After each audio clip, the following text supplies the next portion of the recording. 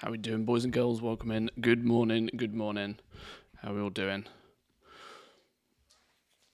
Oh, hope we're well. How we doing? How we doing? Finally made it before the stream fully starts. Hey, good effort, good effort. Welcome in, Carney. Good morning. I've been doing some old raids that I've never seen before. Haven't killed all of them due to the mechanics that you can't solo, but it's been fun.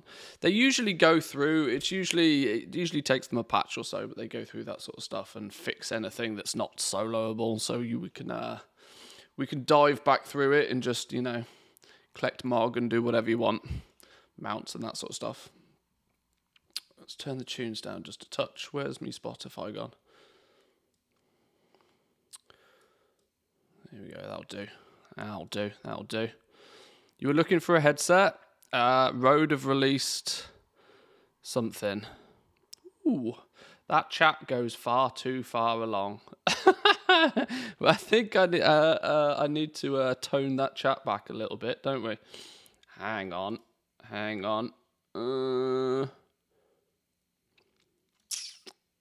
How do we prevent that from being quite so goddamn wide?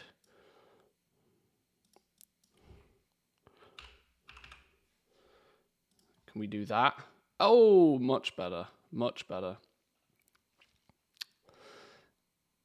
Haven't seen the room full screen. Looks nice, feels comfy, albeit a bit empty. Well, yeah, it's a complete blank canvas right now. There's you may notice that I'm in a different spot. We were over there for a day or so. Now we're here for a day or so, and we'll probably have the stream set up over there for a couple of days next week. I just want to kind of, see where feels like home, because it's a complete blank canvas. I was talking to Mrs. Manthieus yesterday about, what to do with it and where to lay things out.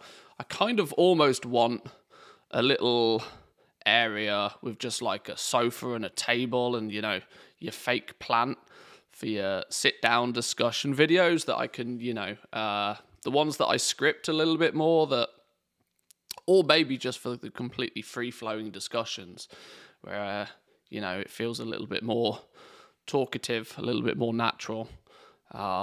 Maybe I can green screen in Zanzibar for a podcast or something. Who knows? I can't. There's a few ideas floating about, but I haven't quite decided yet. Let me have a look at this headset business then. What have Rode released? Let me have a look at this. They do headphones nowadays. Professional over-ear headset. Am I cool with cookies? Yeah, I'm cool with cookies. Hang on. Let's get this on a screen where you guys can see it. Hang on. Let's bring...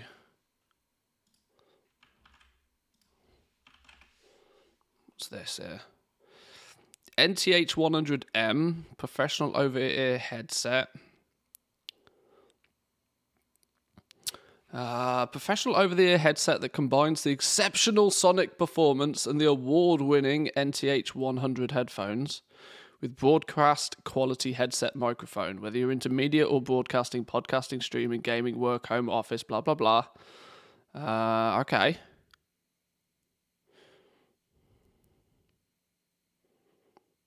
Do they do a wireless version? That's the question I want to know. Because if it's not wireless, I'll just buy another set of these. No wireless, I'll just buy these again. Pretty straightforward. But if they do a wireless option...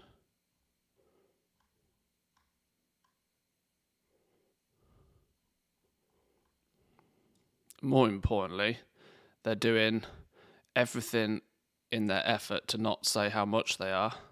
Oh, so the NTH 100 is just their regular headphones. Okay, so they do a regular set of headphones, but then they've done a version with a mic built in. Okay. Now, yeah, I want to check that's not going to dox my address because I'm logged in. No, I'm not. We're fine. $220. $220. I would pay that if they were wireless. I don't think I'm willing to pay that for a wired set of headphones. If I was going to spend that on a wired set of headphones, I would absolutely be buying another set of Bear Dynamic ones. But they do look quite nice, and the fact that they're made by Rode gives me a lot of confidence that they're both comfy and the sound quality is going to be good and the microphone is going to be good. But yeah, we'll see.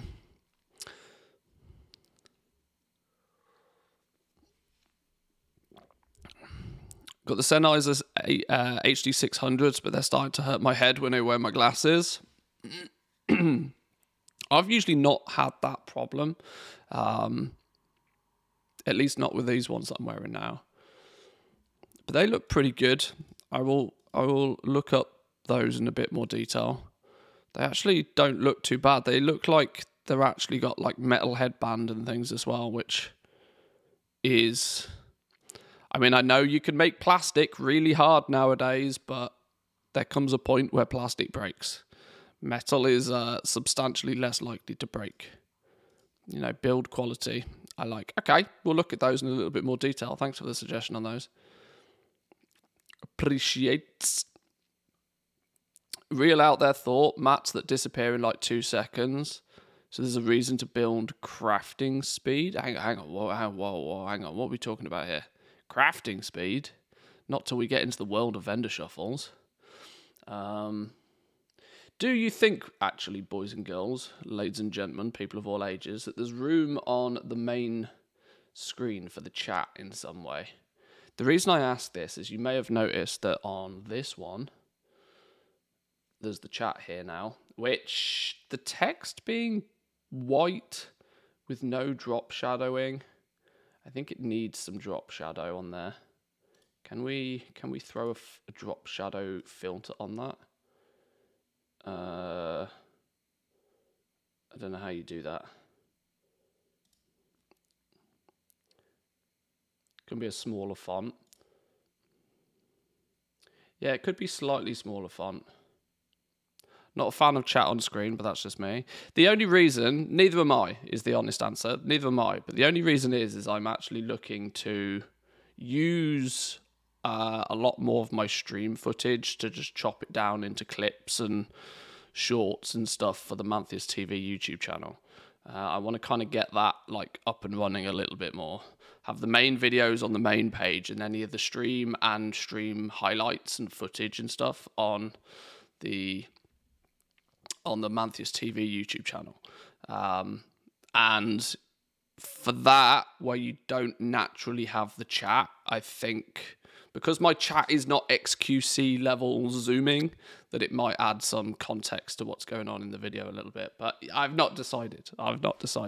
You guys know me. I think about these things way too much and then often decide that no, simplistic is best. Let's just scrap it all. But I was doing a little bit of a test, seeing how it looks. But like I said, once again, not decided. Maybe on the top left of the WoW screen. Yeah, on the main screen, I reckon we could probably have something. I mean, maybe it could filter up here. It could maybe be like up here, but just, gradiented off so that it's only, a few lines. Keep it clean. We could do maybe... I don't know how fancy you can get in basic, because I mean it could be there. My logo gets in the way, and at the moment having a white font is a terrible idea. I'd probably change the font to black. In fact, I think black font generally is just a better idea. Text color, black, save. Let's see what that looks like. Yay, first message. I like the fact that the emotes come through on it as well, which is nice. That's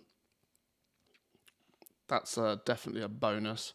I would quite like some drop shadow or something on it. I don't mind a white font if there's a drop shadow to it, but if it's just purely a white font, it gets lost. Yeah, see, there's a problem. It's with maybe a touch of background. Oh, I can do a background color. I can't do a background opacity. Oh, that's annoying. Okay. Maybe I might need to think about this a little bit more, or find a better system for it. Test. Thanks, boys and girls. Appreciate it. Seems like the best spot with the cam position. Yeah. Yeah. I'm less liking the black text color. I'm not gonna lie. If I select like a bit of a if I actually select a background color.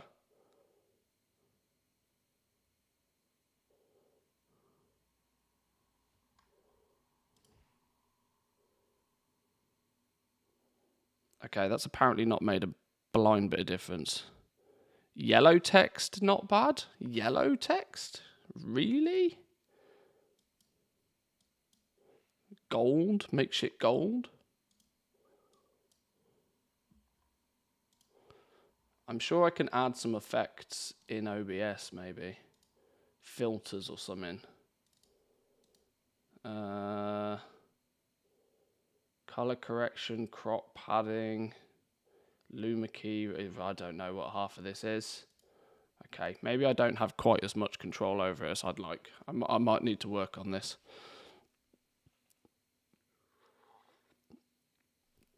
Do the tasteful thing. Put neon rainbow text color. Yeah, real tasteful. Real tasteful.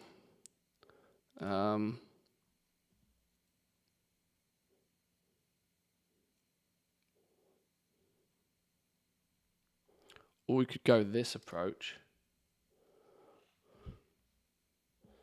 Whatever I do, the chat would probably need to sit behind my logo. Oh my god, that's offensive. That's offensive.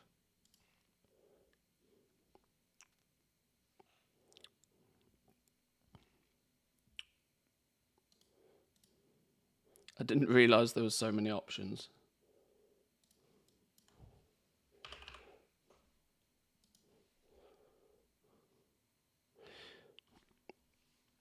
If you don't like it, is it something that you can save out to another screen on OBS and quickly edit it in later?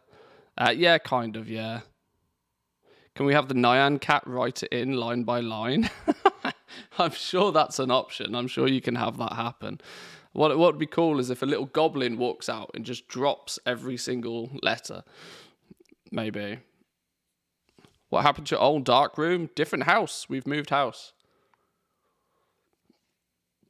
I now have this whole studio area to play with.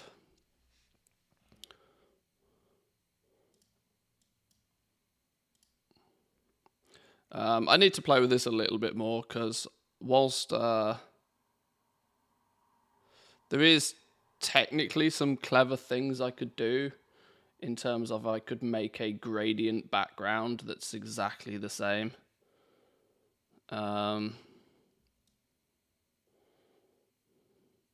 I just genuinely don't like this weird, wacky flip out thing. What's Chunky about? Let's try Chunky. Chunky seems to have a Chunky seems to have a bit of a black outline. Chunky might be better. You could just have a square box like your vidcam size for the scrolling text rather than an overlay, so the background the same as text, easy to read. I mean, I could in theory. It's not entirely out of the world of possibility. We could use dogcam, which actually isn't connected right now, but dogcam could then be chat over here. You know, solid-ish background color or gradiented background color, and the chat could come up. The chat could come up in the box over here. I can turn that on and off.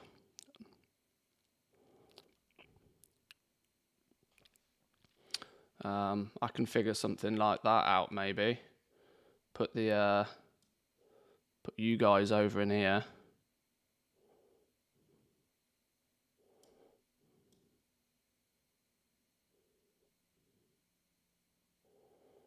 Yeah, I don't know quite how that would work. You guys could be over in here.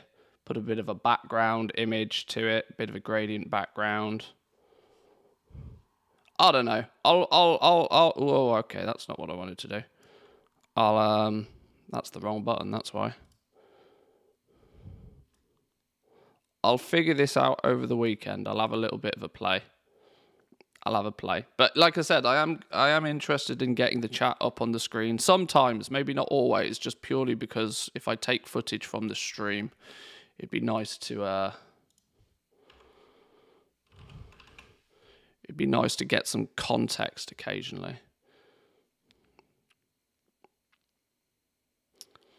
Screen symmetrical too for us OCDs. Yeah. All right, I'll work that out for the next stream. But let's get back into the game. Let's actually play some video games. That's why we're here, right? That's why I'm here anyway.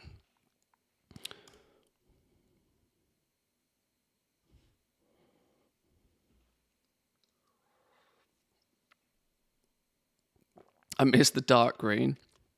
Well, if I get a green screen, pull a green screen down, I could always then just have a photo of the old background, and that's same difference, right? We could fake it. Fake it till you make it, like they say.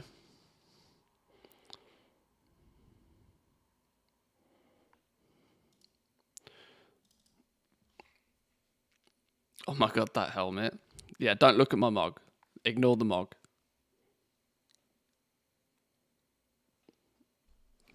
Not the same. Going to have to get some paint, get it done right. Well, there will be some decorations.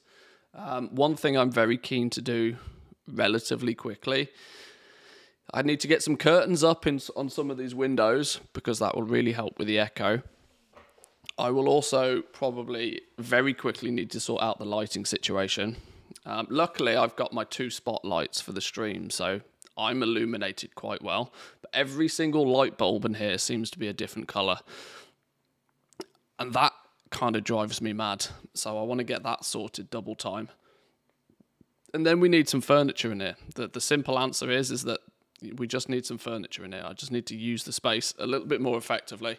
But I haven't quite decided how. So...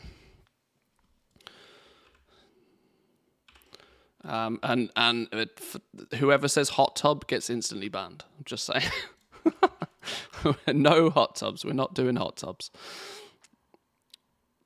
Okay. 128,000 gold of just random stuff we sold yesterday. 9 are limited diamonds. And then 23 are limited diamonds. These must have been quality 2. These were probably quality 3. Yoink. Happy days. Sauna? Well, the sauna's in the other house. We've already got the sauna in the other house, the main house, I guess.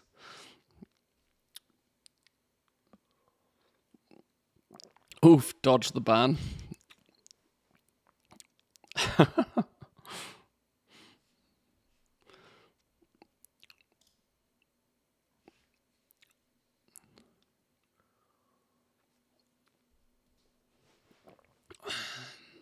Yeah, I don't know. I might do a little house tour for you guys at some point because now that we've moved, and I actually suspect, at least this is our intentions, that this is pretty much our forever house now. There is very little that could ever change that would mean that we'd ever need to move from this house. So unless World War VII breaks out and we are forced to move somewhere else or something significant changes, this is pretty much our house forever now. It took us a long time to find it. It took us even more time to be able to afford it. But there's more than enough room for any additional growth. There's more than enough room for friends and family to visit. There's at least the only thing that could sway us into ever moving again is if it ends up that we don't particularly like the area too much. But I don't leave the house. I don't care. It's simple, right? If you leave the house, you got to worry about what's outside. If you don't leave the house, it's fine. It's all good. Diamonds are still holding strong. 8,500 gold apiece. Draconium ore at quality 2 is now expensive after yesterday's video, yesterday's live stream. and the day before's live stream. Let's wait a few more days for these clear chances to get a bit, wanting to sell this and to push the price down a bit. I don't want to be paying 16 gold a piece for quality 2. There's no point spending 16 gold a piece on quality 2 when I could buy quality 3, guarantee myself quality 3 gems, and practically end up with the same. So quality 2 needs to come down in price a touch before I'm going to touch it again, but that's fine. The price tends to go up anytime I talk about it on stream, so maybe I'll just shut up. Ceravite quality 2 though, where has nearly 400,000 of this disappeared? There was significantly more of this a couple of days ago. 154,000 of it just chilling at 5 gold 19. Woo!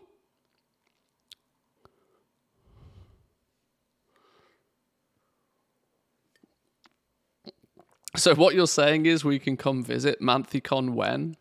I think I need to add a couple of zeros to the end of my view account before we even consider something like that, if I'm honest. Feel that in the last year just bought a 2850 square foot house with 2.5 acres of land. I am never leaving this thing. Sounds nice. Sounds good. That's the only thing we don't particularly have here. Bonus land. Obviously, we've got a reasonably sized garden.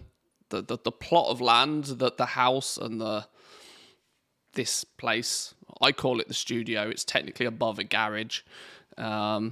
This place is it's all on the same plot of land, and we've got a nice garden, but there's no bonus land.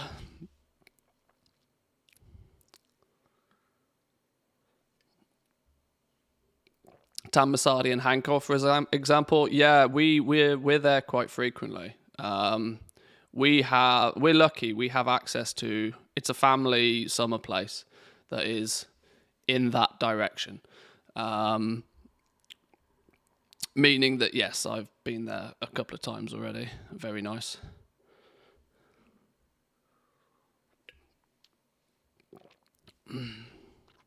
We lived in the city for the last 10 years and didn't like it. We intentionally bought something out in the country this time.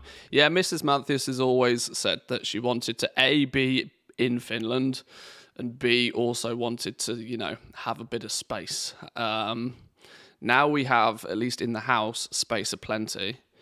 By normal people standards, I think the main house is probably what people, in the UK, you categorize houses by the number of bedrooms they have, which always feels a bit weird. But there's a couple of spare bedrooms in the main house, and of course there's this whole area, so we're good for space.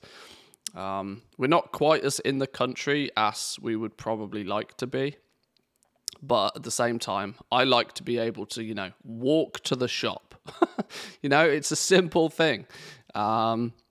Just, the simplicities in life. I want a bit of space, but I still want to be able to walk to the shop. I don't want to have to get in the car and, I don't want it to be a 20-minute drive away to get to the closest store. That's a little bit too, remote for me personally.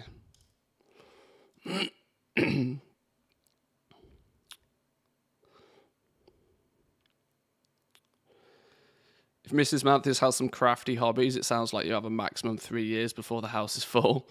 Well, she is quite a fan of,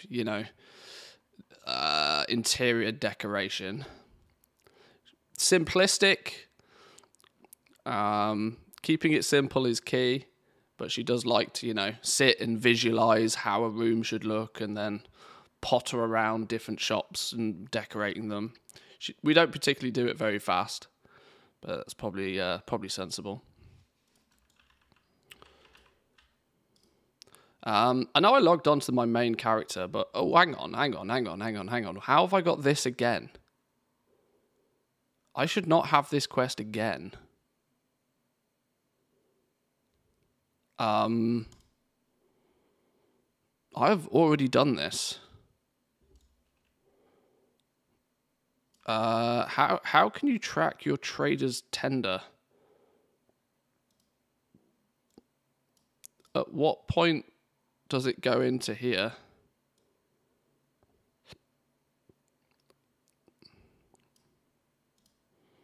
You would assume it was a miscellaneous. Okay. That's confusing because I don't quite know why I've got that quest again. Adventure guide. I see I've accidentally nearly done this. I've put no effort into trying to complete this and I've just basically accidentally done it.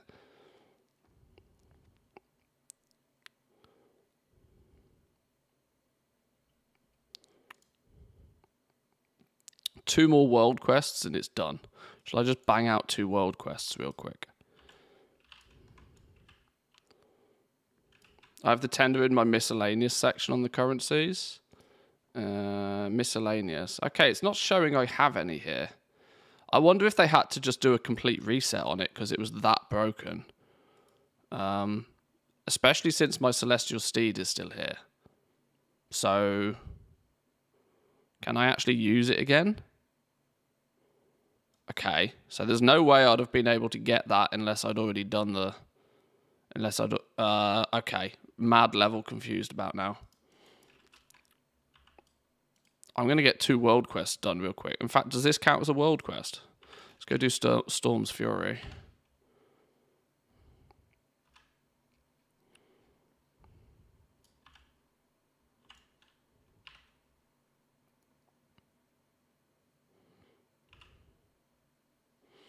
Do you guys have a sewing machine? She might need one, if not, for all of the decorative pillows and stuff. Neither of us are very handy with a sewing machine, so I think we're safe.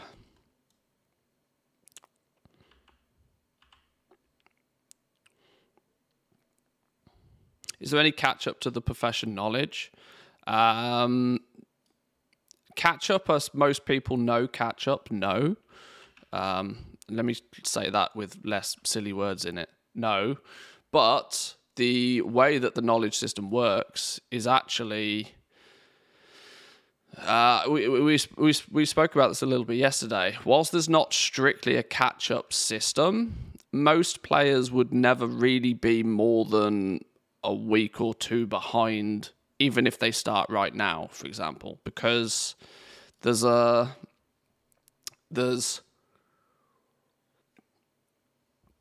so many knowledge points you can obtain front-loaded that it's actually very difficult to not be competitive very quickly. I would imagine even if on a seemingly brand new alt today, you could probably get somewhere in the region of 150 knowledge points remarkably quickly. It might not take you more than like a week or 2. Now that sounds like a lot, but when you think about it, you can get your first time craft bonuses is going to amount for most professions. There's about 40 easy first time craft bonuses you can get. There's the default 15 knowledge a week. 14, 15 knowledge, depending on your crafting profession for the most part anyway. The first time craft bonuses are going to stack up. You can grind reputation so much faster on your alts now on the assumption that you've done it on your main, meaning that any of the recipes that you need from those reputations are much, much quicker and easier to get on alts. It's literally a couple of hours effort, really, to get the renown needed on alts. The recipes, if you need to buy any of the recipes off the auction house nowadays, are considerably cheaper in most cases, not all of them, but are considerably cheaper and far more widely available.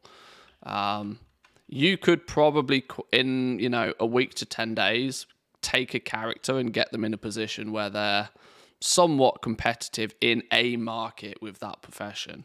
You're not going to have the grand total of knowledge points that somebody else does, but players like myself who've been playing it since day 1 now have started to kind of hit the ceiling.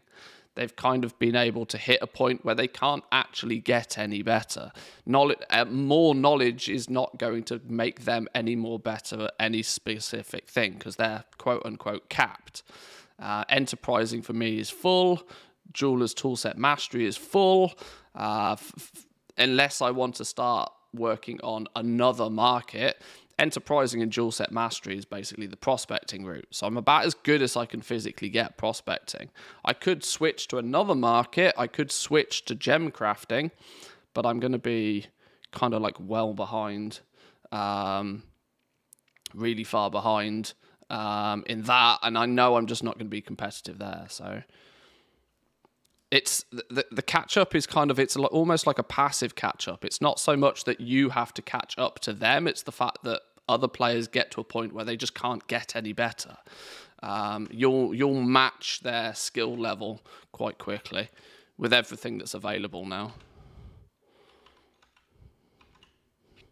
I've engineering now come in. It feels like my per craft click is around 5 gold profit. I was wondering if that's only because I didn't farm every weekly item or dirt pile. The reality is that crafting is actually still remarkably competitive. You do need to make sure there are 3 big things you need to make sure that you've done. You need to make sure that you have your profession tools in order. So your profession tools, you need tier 2 tools, absolutely minimum. Your tool specifically, you also want to try and make this as higher quality as you can. You also definitely want to make sure you have the right enchant on this as well. So you want to make sure that you're optimizing your tools. That you can do whenever you want. There's practically no restriction on this anymore, because there'll be people out there that can make these at top quality for you. You just got to find them. So that is something that you just need to get done. By this point in the game, getting hold of enough artisan's metal to craft these shouldn't be too problematic, unless it's a totally 100% brand new character. But even then, it's, you know, only a couple of weeks to get all of these. Focus on the tool first would be my recommendation, as it's the big ticket item. You want to get the tools in order for sure. You want to do your utmost to make sure that you have the as many base skill points as possible. You'll hit 50 or so points, maybe 60, maybe 70 points, and start to slow down and get a bit stuck. You gotta craft gear for people. It's not the most important to fill this bar, but it is still one of the 3 big things. And then, of course, the third one is just getting knowledge points, which we've talked about a bit. So,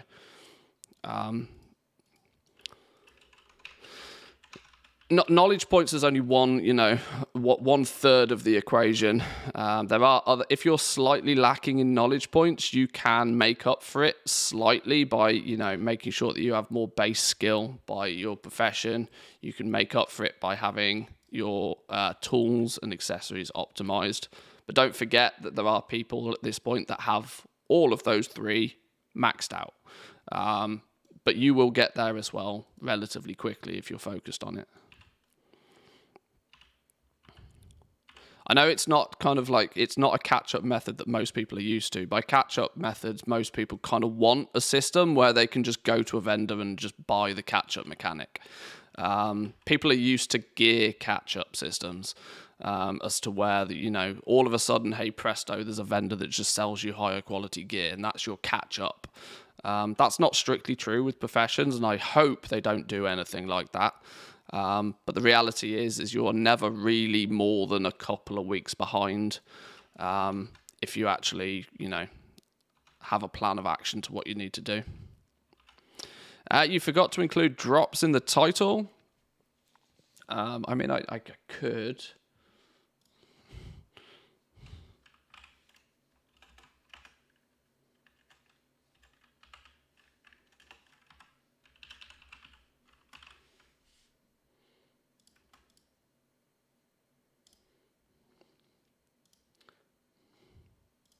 At least that lets people know.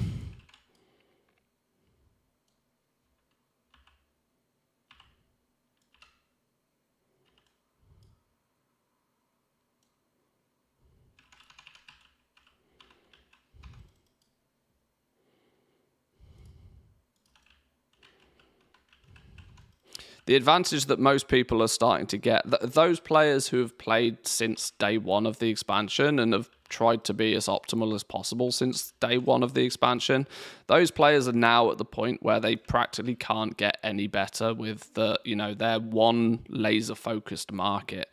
I'm starting to see the questions a lot more frequently now, being, should I start stockpiling bonus knowledge points, or should I start spending them on another market, another spec tree? If you've specced into weapons and you've completed weapons, should you start focusing on armor, or should you start stockpiling them? The fact that so many people seem to be asking that question in the last couple of weeks tells me that people have, acquired enough knowledge points now that they just can't get any better. They'll have the advantage for a couple of weeks of being ahead of everybody else, but people will naturally catch up to them because they don't have an ability to get even stronger. It's not an ever-growing system, so this is why there's not really a catch-up system, I think.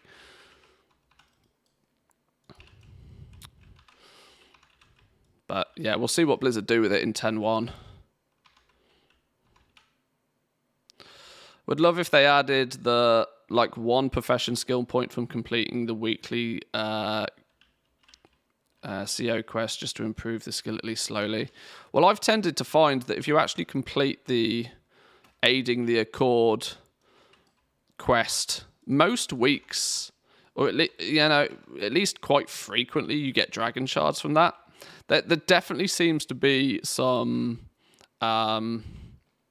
extra dragon shards knocking about at the moment. You seem to be able to get dragon shards far more frequently. Even main characters are starting to get them a little bit more frequently, which maybe it's a hidden threshold, a hidden time gated element that, okay, now we're this far into the patch, now we'll make dragon shards drop a little bit more frequently to speed up the time it takes for those players to catch up to the people that have already hit that kind of skill cap.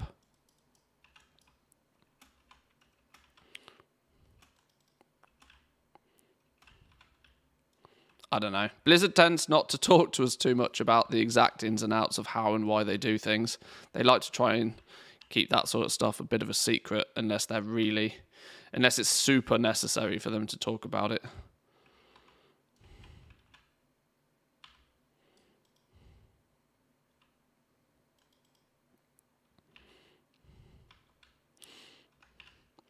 As somebody who used to smell Elementium and Dark Iron for a weekly 100k profit, I've concluded that the region-wide auction house has killed my thunder.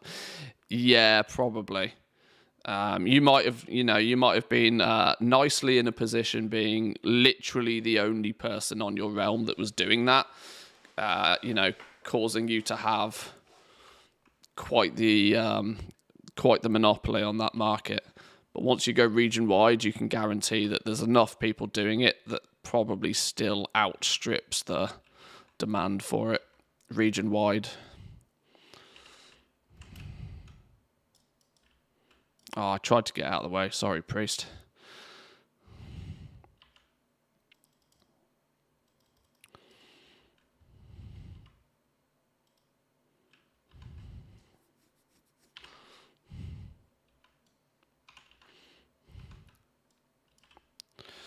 When you don't explain how things work in the first place, you don't have to explain why it doesn't work if it breaks.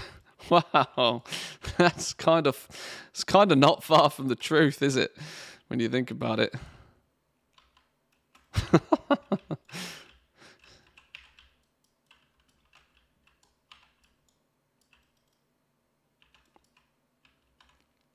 I mean, it would be better if it wasn't that way, but I see your point.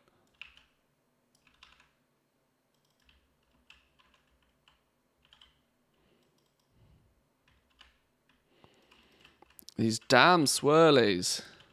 Luckily, as a hunter, I can do practically 100% DPS on the move, but it's still annoying. Sheesh. I feel bad for, casters who are practically fucked at this point. If you have a cast time, you are just game over.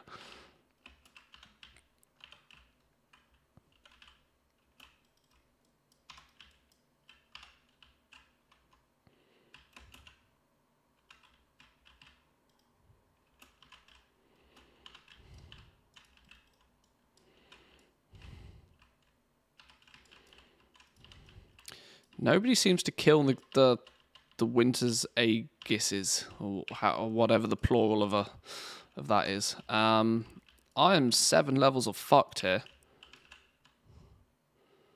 Not being in a group means I was not getting any heals there.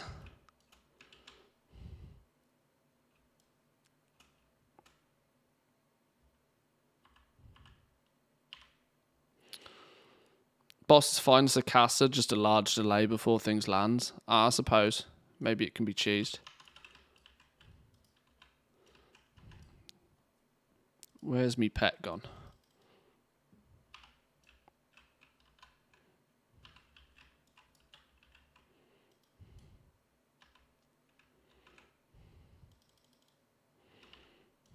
This boss gives me nightmares. Oh dear. Very different opinions.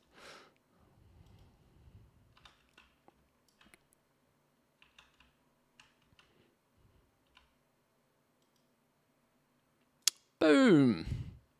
You did. You did. This Essence of the Storm, I can't even remember what the hell you need it for. Estimated amount needed to obtain the things, 330. I've got 67. Okay, my guess is that we're going to be doing this for some while. Bavogosa. Bavogosa. Whatever that person's called. Okay. Toy pet mount. Vendors in the bubble.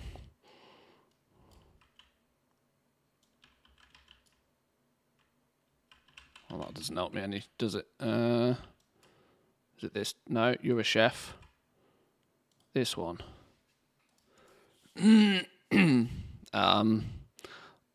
Well, you don't sell a lot at all, do you?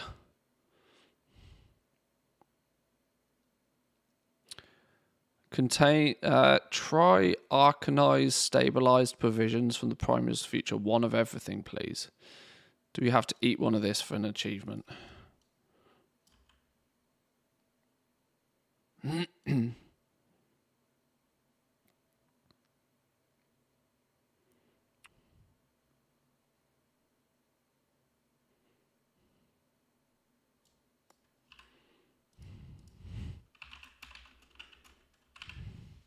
One of everything, please. Try the specialty foods and drinks from the variety of Thaldras's eateries. A picante pomme fruit cake from the Ruby Feast. Ice Crown Blue from Gorgonzormu's cheese shop. That's clever. Gorgonzormu. I like that. Gorgonzola is one of my favourite cheeses. Try Dream Warding Drip Brew from the Late Night Lab. Try a steamed scarab steak from the Serene Dreams Spa. Travelling Dragon Brew Vendors Craft Creche Crowler. God, that's a tongue twister. Bavagosa's Blood Sausage. All right. Well, we'll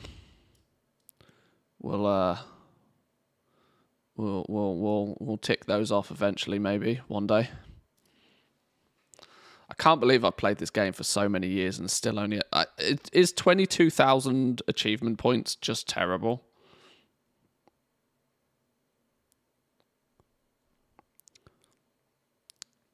I think after playing the game for so long, this is probably a pathetic amount of achievement points. I need to up my game. If I listen with speakers, no music, but if I use headphones, I hear music from the stream. I need to fix this because I prefer no music. It sounds like you don't have very good speakers, is the honest answer. No offense. I deliberately keep the music at quite low level, low decibel level, more so that people can then quite comfortably just have me on low volume and then play their own music over the top if they wish. But I need some background audio from time to time. 22k is the casual Andy. I do think I definitely fall into casual Andy mode for sure. Right, let's... Oh, I was trying to do 2 world quests, wasn't I? Just to get the last Let me do something random. Have we got... Is it reset for world quests yet? It's not, is it? I'll do a quick one. Climbing gear.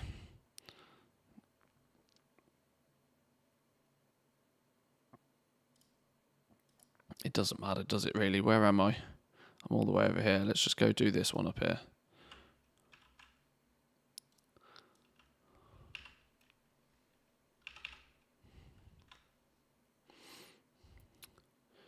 You don't play the game, you just sit near the auction house? Well, that's, yeah, partly true.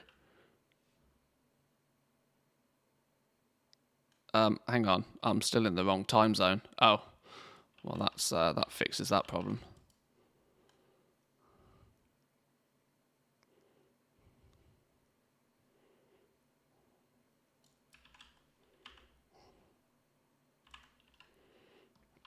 Right. Let's get one last world quest done real quick. That should then complete our traders post stuff for the month. I've run out of stupid vigor.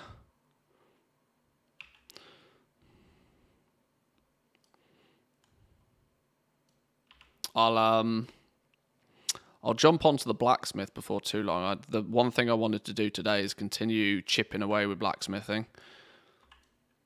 We made some good progress yesterday. We got all our tools in place yesterday, which was nice. We're still mighty behind with base level for blacksmithing, and I'm not spending 50 knowledge points to unlock the master's hammer. I refuse. So we might have to do it the old school way and actually make some gear for people.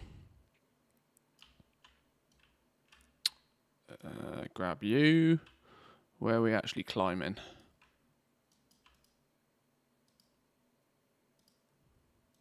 Oh, hang on. We got to pick these up, right?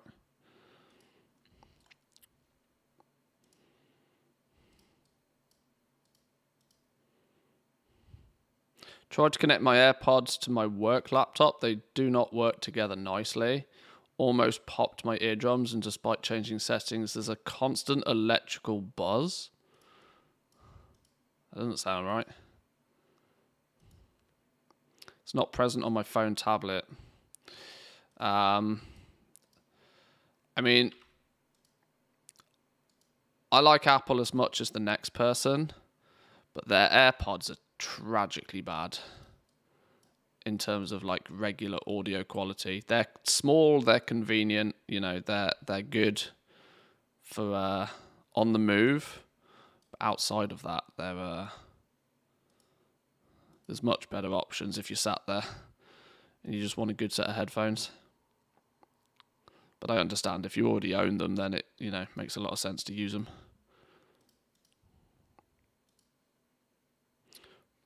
Pro model's not bad. Yeah, the pros are not too bad with the noise cancelling, but the basic ones are very basic. There we go. There's our traveller's log. What are you trying to achieve for blacksmithing? Alloys and stones. The rest is pretty much server only. Well, that's the way that I've gone. I've focused on building out towards that direction. I want to be as good as possible at making the tools, because that's going to benefit all of my other alts, because I'm going to need one of everything at top quality because I have the full list of professions on the go. So making my own tools is a relatively high priority of mine. But secondly, then anything I can sell on the region-wide auction house, because that's actually where the gold is, in my opinion, at least. Anyway, the tools obviously does require you to spec into weaponsmithing a little bit, which is probably going to be the route that would go.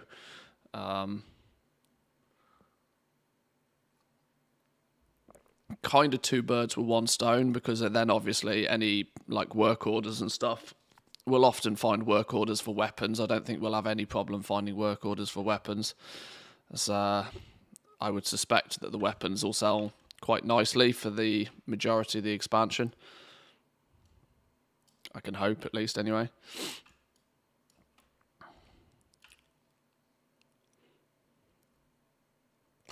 I hate it when my boss wants to have a call while I'm watching a goal-making stream. Yeah, that's going to happen. It's going to happen from time to time.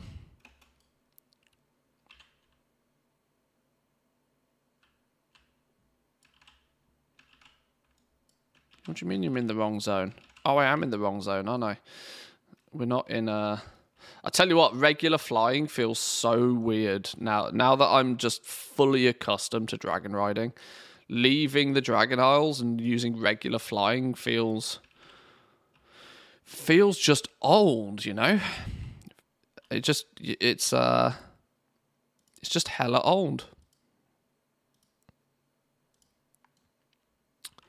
What do we got to do? We got to say we did all of this the other day. This has clearly all been reset. Blizzard have clearly reset progress for everybody on this, which is a weird way of doing things. We got to speak to you. What do we need to do? Painting? No, that's the wrong quest. Look at the inventory. I double tap jump and then get sad.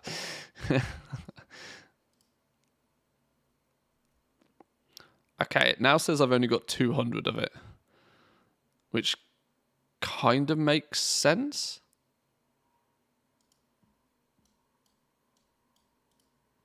Although it's going to give me another 500 here.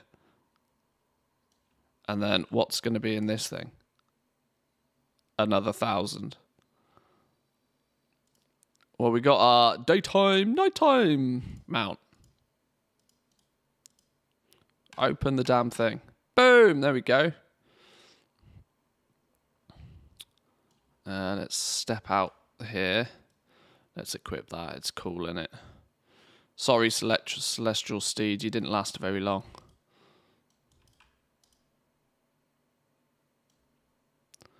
We got our golden kitty.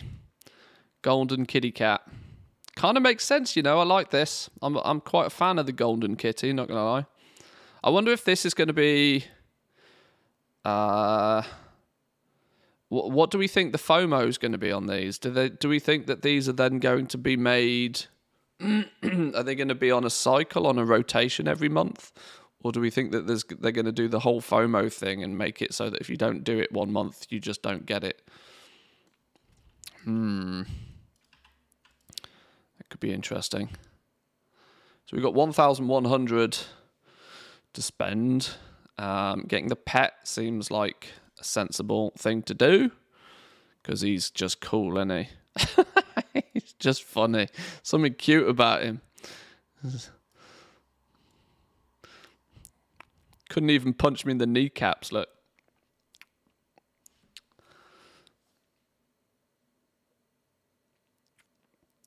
On my daily stand-up right about now, which really sucked when Manthieus used to do the weekly roundup thing about now. That used to be a Monday thing. Am I right in saying, actually, we didn't have a WoW economy... Sorry, we didn't have a Wowhead weekly economy report last Sunday. Did we... Either I missed it or it didn't happen. Have we had... Is Samadan okay? Do we need to send help? Is he alive?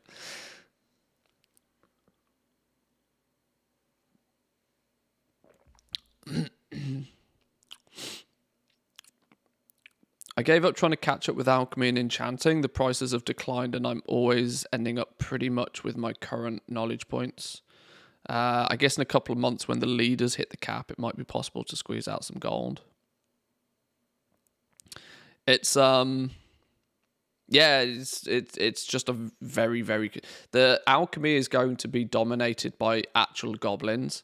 I'm talking about the race goblins here. As their racial, the +5 points they give, actually pushes them into a pushes them far enough towards maxing out certain potions and vials that you just can't compete unless you're not a goblin, which is a bit of a sad state of affairs, unfortunately, considering alchemy is one of those professions that so many people have and have relied on it for just, you know, some steady, simple gold over the years. But and enchanting is just, you know, enchanting is all about turnover. You need to be both crafting and selling those enchants super fast. Take those really minimal profits, because every day that goes past, the materials are getting cheaper and cheaper and cheaper and cheaper. You don't want to craft a bunch of stuff at the weekend and then wait 3 days to sell it, because in that 3 days, the price could have dropped by 10%, and that's your profit margin gone. So you got to be really, you got to be really quick with your crafting and selling. Need 1.4 mil to make my first liquid gold cap, hopefully this week. Hey, more than possible. Good luck with that one.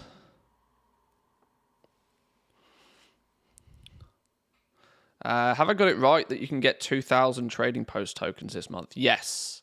Yes, 2,000, because you get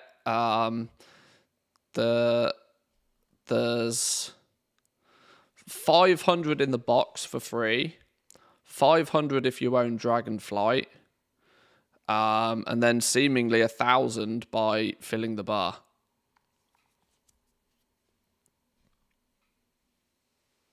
So I bought the Celestial Steed. I'm going to buy the little pet, I reckon. Buy the pet for 750. And with my 350 remaining, I am both tempted to save them. Because if there's a mount, I would suspect each month, if there's a mount and a pet, you'll end up with enough points to be able to buy both the mount and the pet. I would suspect if you start buying the Transmogger Swell, you might run short. That said, though, there's a bow, and I'm a hunter, and I do have the points to buy the bow. If I was to collect any Transmog at all, the bow would make a lot of sense. But I don't know. Can you save the tokens for next month? Yes. Yes. There's there doesn't seem to be a limit or a cap on how many of these you can have. There's part of me that wants to just not buy anything ever and just save up 100% for if the long boy does ever turn up. And you imagine the long boy turns up and it's like 5,000 traders tender. It would be like, it's a real tinfoil hat here. Like I'm huffing that hopium so hard right now, but it would. You can always save the bow too. Yeah, that's a good point. I could save the bow. How do you actually do that? Oh, drag an item here to freeze it to prevent it from expiring.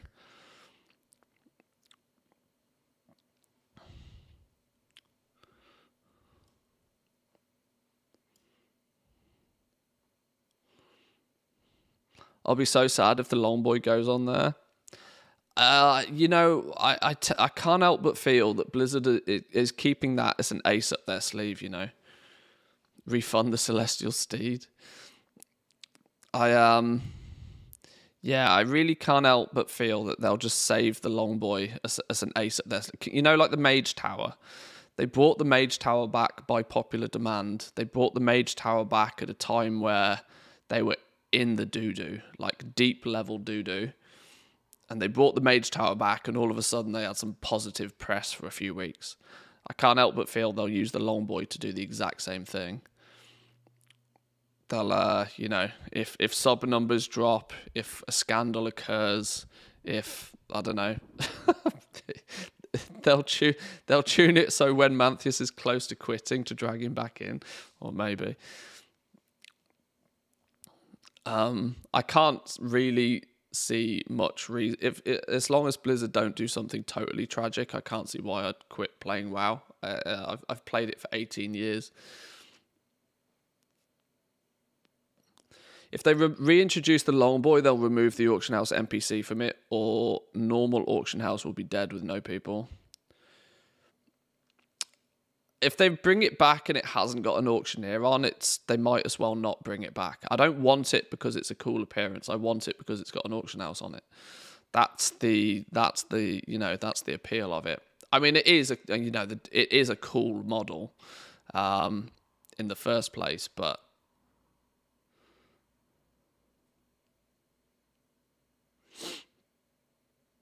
can we get a mailbox pet that always stays up, like with the anvil? That would be handy, actually, yeah. I'm this close to quitting, getting tired of the game in general, dislike Dragonflight in particular. See, so far I really like Dragonflight. So I don't have any issues right now. I'm enjoying it. Still enjoying it. There's still a big list of things I want to do.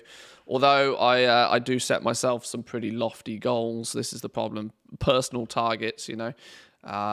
For example, I want to have every profession, you know, maxed. I want full skill trees for every profession.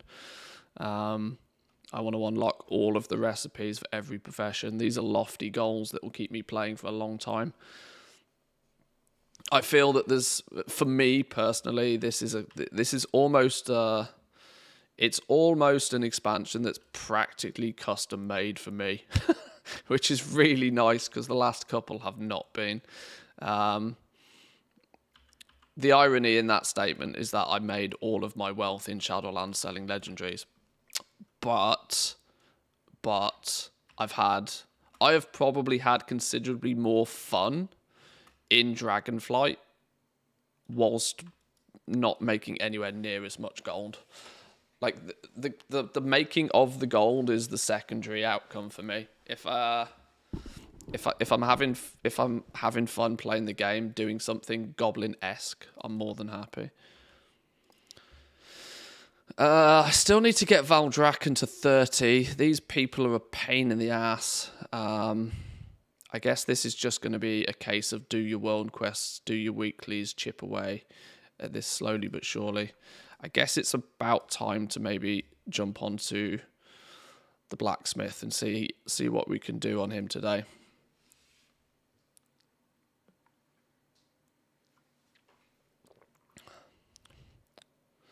No more sparks at reset. Is the patch dead for big profits? No, not really. Sparks are now just open season.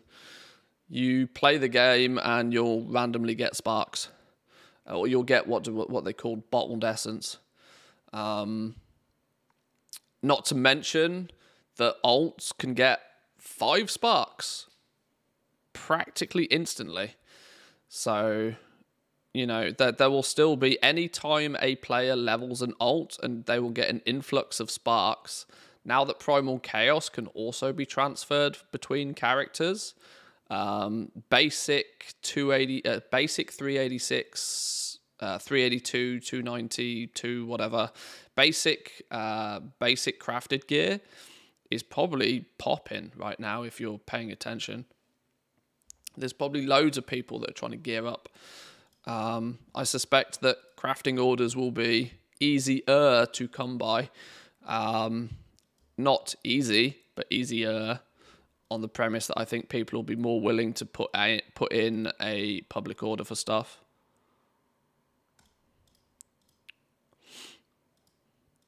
Now, obviously, you've only got 4 public orders that you could do, but outside of using these, maybe you could make yourself aware and, you know, make your presence known in trade chat if needs be. Is the skip for sparks and alts already in the game? Yep.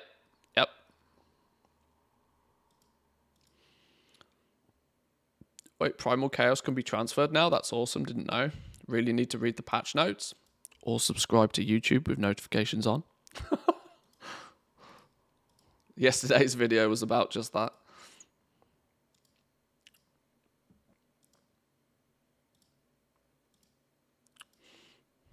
Now, whilst it's not, exactly thrilling stream footage, just refreshing the personal order. To be honest, this is the wrong time of the day to be doing this. In the evenings when the majority or the greater percentage of people are playing is obviously in the evenings. You can find a few orders here and there.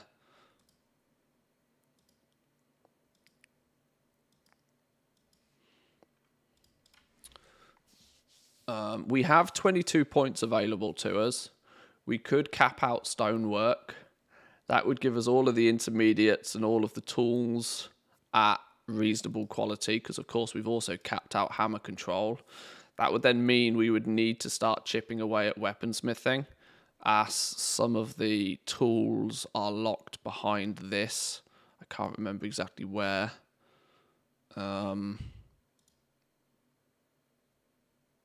Kazgarite pickaxe. We need to go this direction for our miner.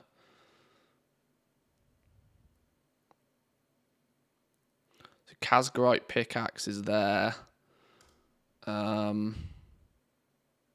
Kazgarite blacksmith hammer is here. Not that we really need this because we have the bigger, better version of it. So that's not very high on the priority.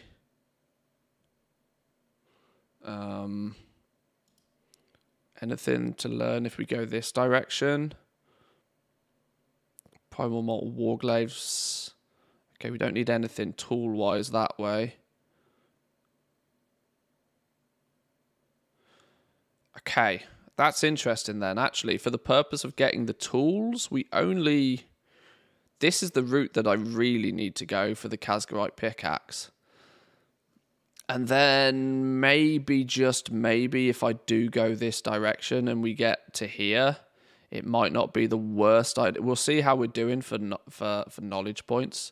But at this point, I might, because I don't particularly need to go in the other directions at all, I might push this to here. I know I said earlier that I don't want to spend 50 points unlocking the Master's Hammer, but if we need to come this way anyway to get access to the pickaxe for miners, then, you know, by the time you've got here, oh, well, you might as well go here. Because this is then probably a tree I'll start to fill out anyway.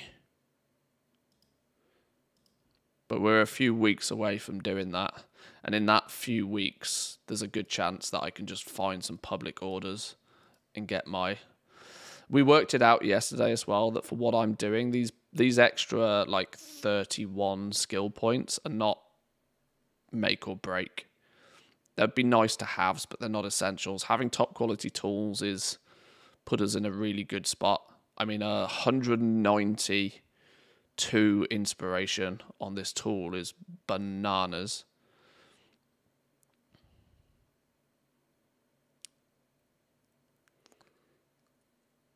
%40 base inspiration now.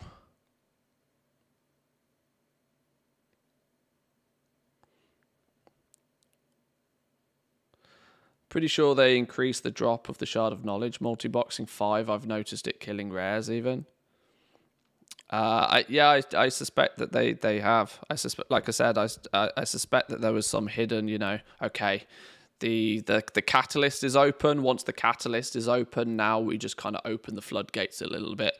That first 10, sort of that first, what's it been, like 8 weeks, 10 weeks? That first period of the patch is the progression period. Now we're in the latter half of the patch where they just want to let people, right, okay, now the progression is done. We just want to get people leveled up, get people geared up, get people what they want. Because this is the point in time for Blizzard where they probably look at their sub numbers and they're like, okay, they've had so much practice with this, it's not even funny. But they probably look at the figures now, and this is the point where they start to see a big drop off happening, as people kind of, you know, they're kind of complete. They've kind of done most of what they want to do for the patch.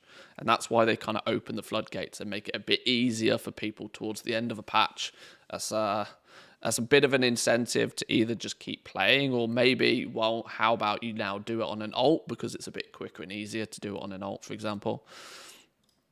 I'm sure the business side of Blizzard is thinking that a lot. I tend to farm rares for shards, to be honest. I mean, that's quite... one thing I did suspect at the beginning of the expansion, before it actually went live, is I was almost certain that people would be farming rares pretty religiously, because there's reputation that can be had from the rares. Obviously, there's lots of cool stuff that drops from the rares, and it was also known that they do drop the dragon shards. I'm somewhat surprised people haven't farmed rares more so.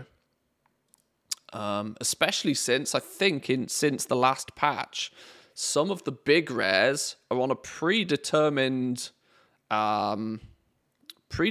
spawn rate. I saw this somewhere, I think it might have been on Reddit, that there's actually, you can go to this rare and it'll pop up at this time, and then you can go to this rare and it'll pop up 10 minutes later, and you know, there's a lap you can do. Obviously, it will take you a good few hours if you're trying to hit all and every one of them, but it wouldn't surprise me if you do that once or twice a week. You'd end up with a lot of rare kills, probably a lot of cool loot. Is it 30 minutes between them? You could also then be doing other things in between that then, clearly. There's a week aura for it, but it was only for NA. Saw it a couple of days ago. Yeah, I saw something about this. I was just flicking on my phone. I wasn't paying too much attention to it, but here we go. Kahani's got a link to the week aura. Dragonflight 30-minute rare respawn timer. Provides a cooldown for the every 30-minute rare. There are currently 4 custom options available. You can decide how to display the zone and coordinates of them.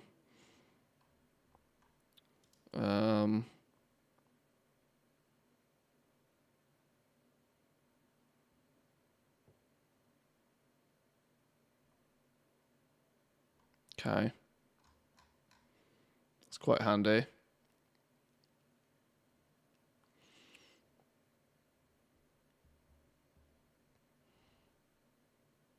Works for EU. Should we have a little bit of a look at it, shall we? Copy import string.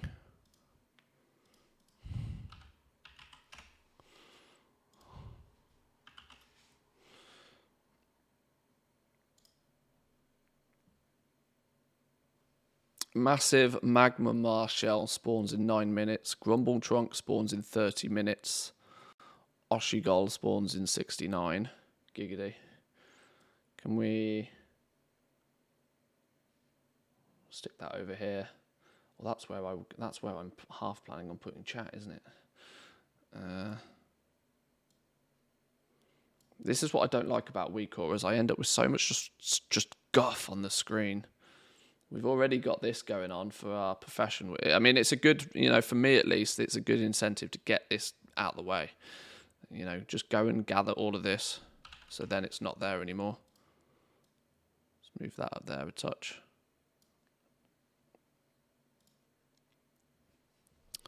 A massive magma shell. You still got to know where they spawn and who they are and where they are. Where is massive magma shell?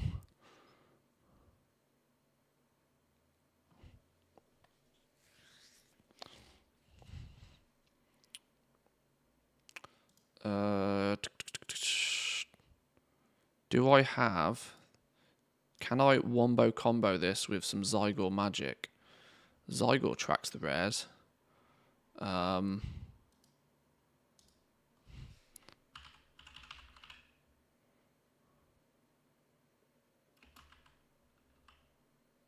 maybe it doesn't. It used to.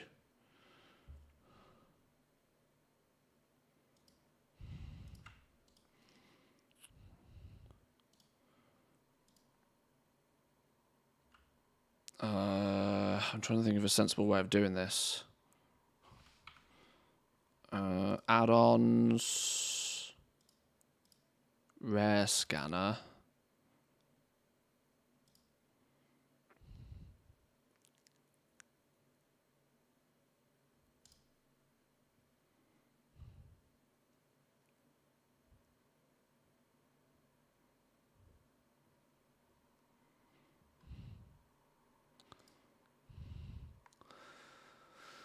I don't really know what I'm looking for. Toggle in-game waypoint support. Toggle TomTom support. When this is activated, it will add a TomTom waypoint at the entity's found coordinates. Do it. Enable auto-replacing waypoints. When enabled, as soon as you find an entity, the add-on will replace the current TomTom waypoint with a new one pointing to the recently found entity. When disabled, a waypoint will be added only when clicking on the main button. I like the sound of that too. I like the sound of that too.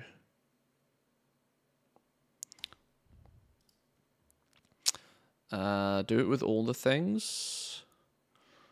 ATT massive magma shell.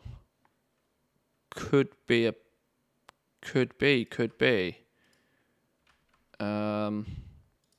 Have I got all the things on this character? Oh, now we're entering dangerous territory. Now we're woo.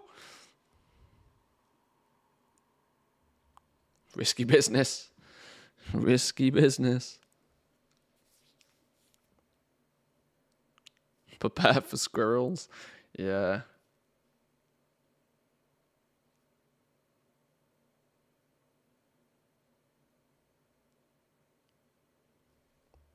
What's happened to my game?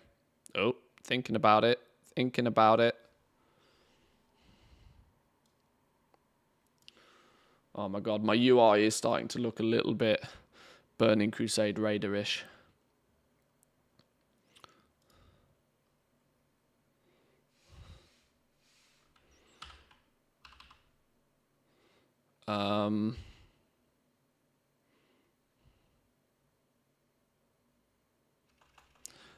In the WeakAura, there's a custom options tab. Uncheck the remove coordinates.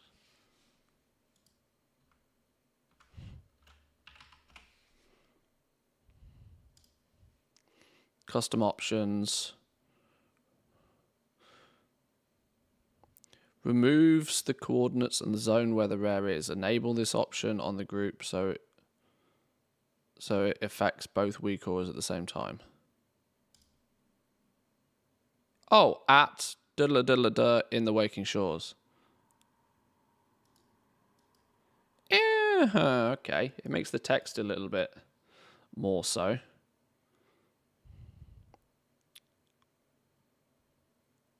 Enter an amount in minutes that you wish the has spawned message to display for. 0 to not display it.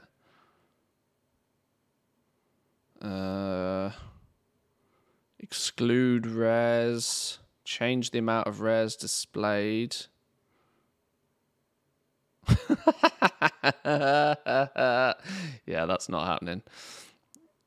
We'll keep it to 3. 3 makes sense.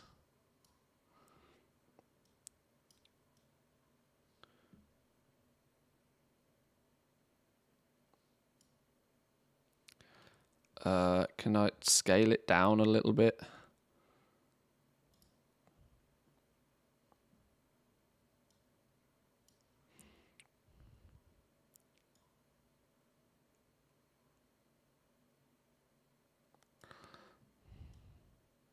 Right, it can sit there.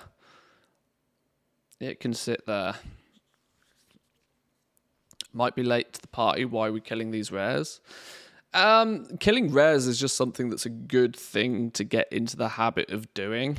And it's handy to know. It's handy to know when you can go and kill them. Obviously, every rare has its own little loot table and it can have cool stuff on it. If you know which one's coming up and you know when it's going to come up, you can quickly search the loot table. It's just a good habit to get into, to be honest. Especially if you are a collector in any way, shape or form.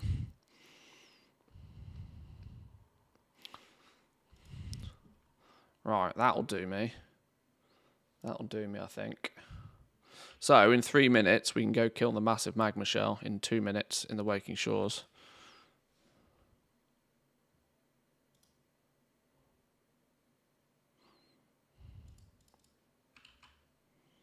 So, let's go and have a look.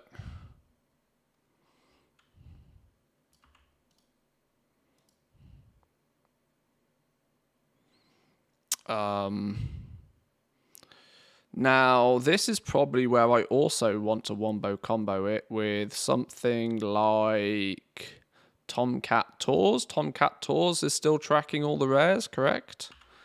I'm sure Tomcat would appreciate me showcasing his add-on.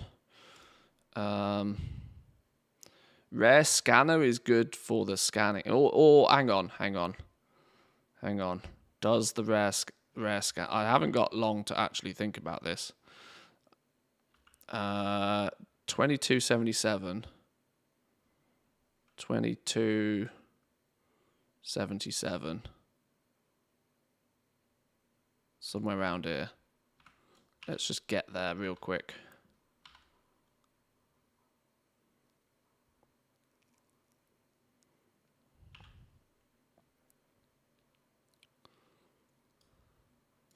Are you still selling pets on all servers, or is that on pause now? If so, how's it going? Yeah, Project Pet is a little bit on hiatus at the moment. I have been thinking about actually getting it up and running again. It takes me probably, I don't know, I want to say with the amount of servers that I'm on currently, probably close to an hour a day to actually get everything listed. Although I might switch my listings up to 48 hours to cut that in half, at least to start with, just while I'm not paying too much attention to it. There's clearly other people doing the same. There's clearly a shell party going on.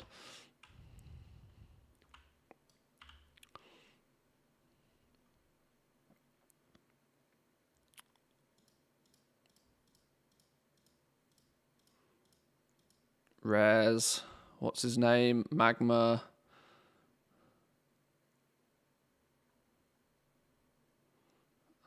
The every 30-minute rares. Massive magma thing. Handheld geyser is what I can get from this, for example.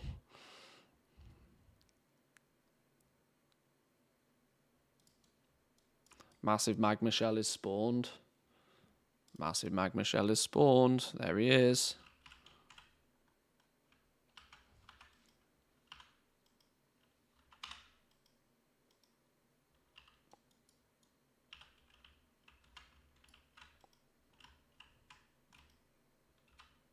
Ooh, he's a toasty fella.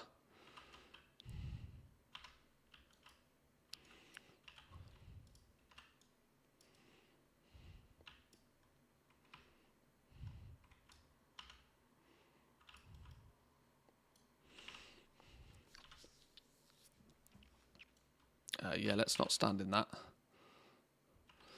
Do not be standing in the fires.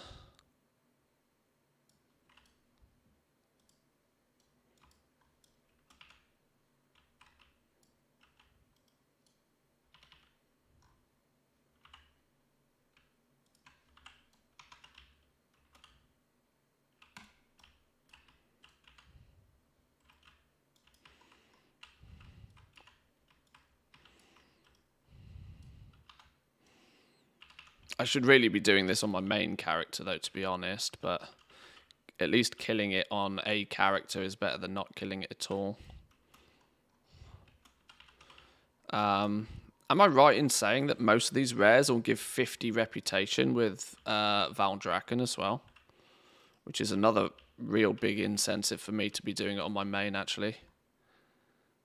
I didn't think about that. But killing it's better than not killing it. And if you're going real degenerate mode, you just park like 7 characters. You just move 7 characters around.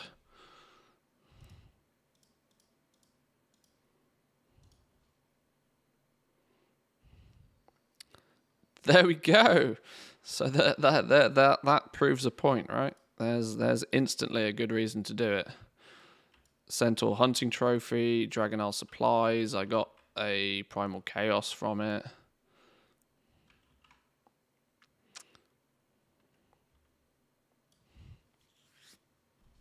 So now, Grumble Trunk spawns in 27 minutes at 20:43 in the Azure span.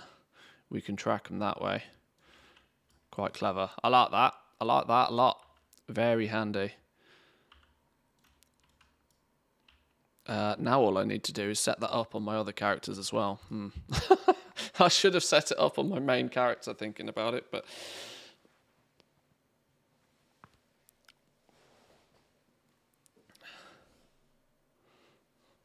Is next week that you're going to change to transmog farming 100%? Oh, Lord, no. Lord, no. I do have a collector's bone in my body. I do like you know, I'm a bit of a fan of the collecting side of things, but transmog farming is not so much my thing. Not at all. Where are we getting? I was looking at blacksmithing, wasn't I? Okay. Thanks for that, game.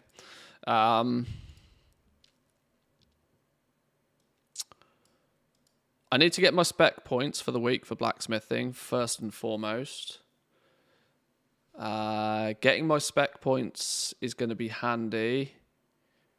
I reckon maxing out stonework is probably not a terrible idea. Maxing out stonework will mean that I can start crafting and selling these en masse as and where profitable.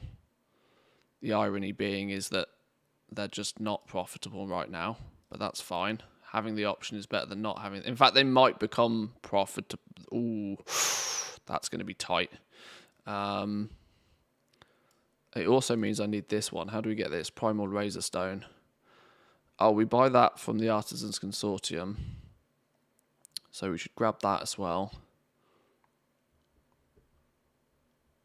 Alvin the Anvil. How do you actually get this? Powerful blacksmiths. Purchasable on the auction house. Powerful blacksmiths. Is there a little bit more to that? Because this recipe is mad expensive. This makes me think that it drops from a rare and you get like 1 chance a day at it. The Rogor rare. There we go. The Dragon Hammer rare. Okay. This comes from Renown 22 with the Centaurs. So we're going to need to get Renown 22 at the very least. There's not that many, actually, patterns I still need to get. Looking at it. Armor spikes, where do we get this from? Artisans Consortium. These come from the spec tree. This, I guess, comes from the spec tree. These all come from the spec tree. We have weaponsmithing. We've already worked out how to get this, but I'm not super bothered about even getting it, simply for the fact that, you know, there's a bigger, better version of it. The leatherworking knife, though, Centaurs at 18. That should be probably my main focus. Valdraken at 19. Valdraken 19. Spectre. Valdraken at 19. Centaurs at 18. So Centaurs we need to boost. We need to get some more reputation with these fellas. So the first thing we do is we do world quests for Centaurs. There's a rare up there as well. Ooh, can I haul ass up there? What do we reckon?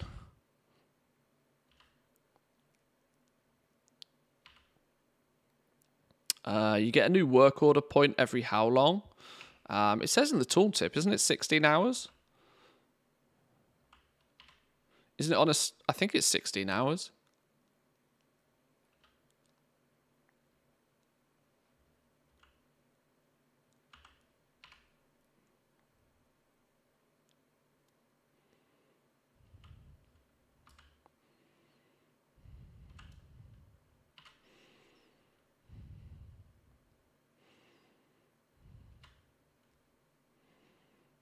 Come on, come on. Can we get there?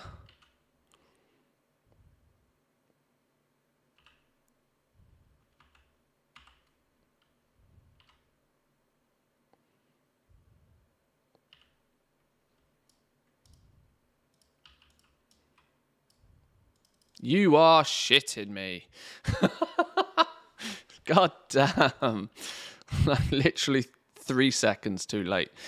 Oh, well, you snooze, you lose. You snooze, you lose.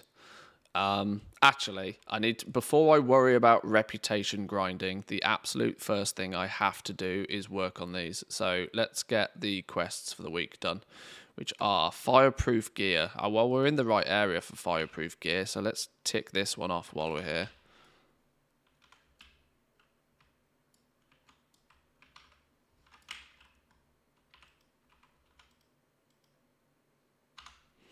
Let's be slightly organized about what we do. It's the same way you killed yesterday on stream when you were doing the head for Metal. Yeah, I remember which one he is. He's the one that's... I remember which one he is. I will scout him out at some point.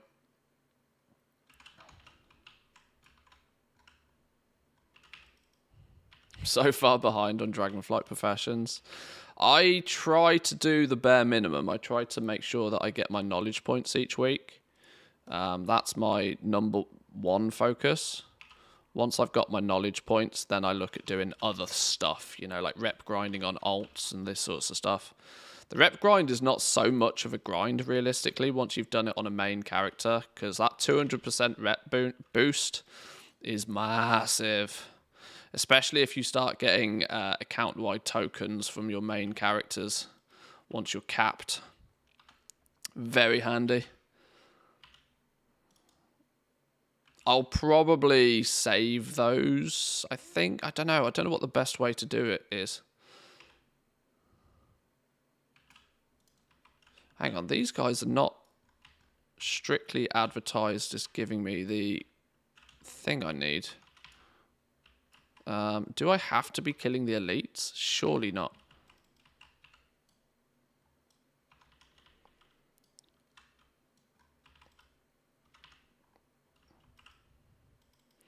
These don't say they give fire. Usually the tooltip indicates if they can give a quest item. Okay, they can give fireproof gear. The tooltip just doesn't state it. That's handy.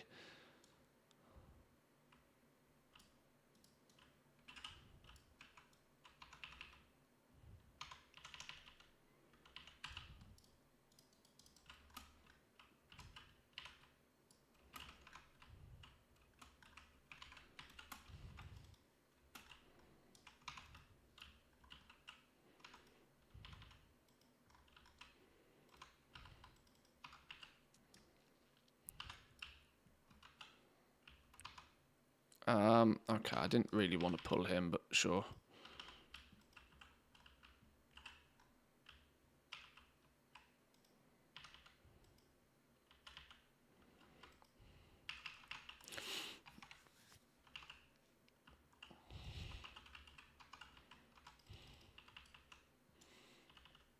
Need to start doing the points. Just been making so much and having to do so much without doing Dragonflight professions. I've fallen behind.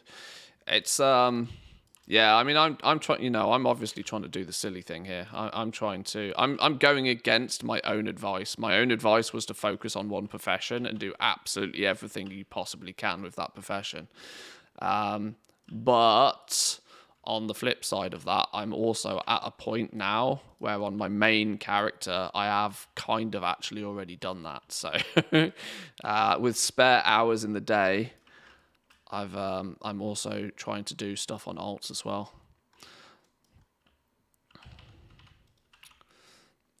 Often my advice for the masses is different to exactly how I do it, simply because I'm lucky, and I know I'm lucky. If I need to or want to, I can play this game, 10 hours a day. I know that most people aren't able to do that, and so hence my advice to the general public is not necessarily to be doing silly things like that, because it's borderline crazy.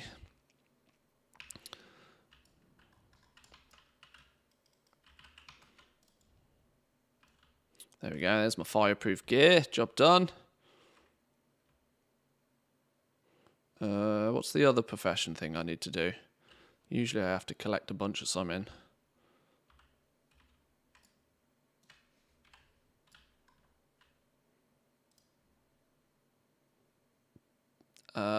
Intact Drakthir weapons. Where's this one? Down there. Let's go do that.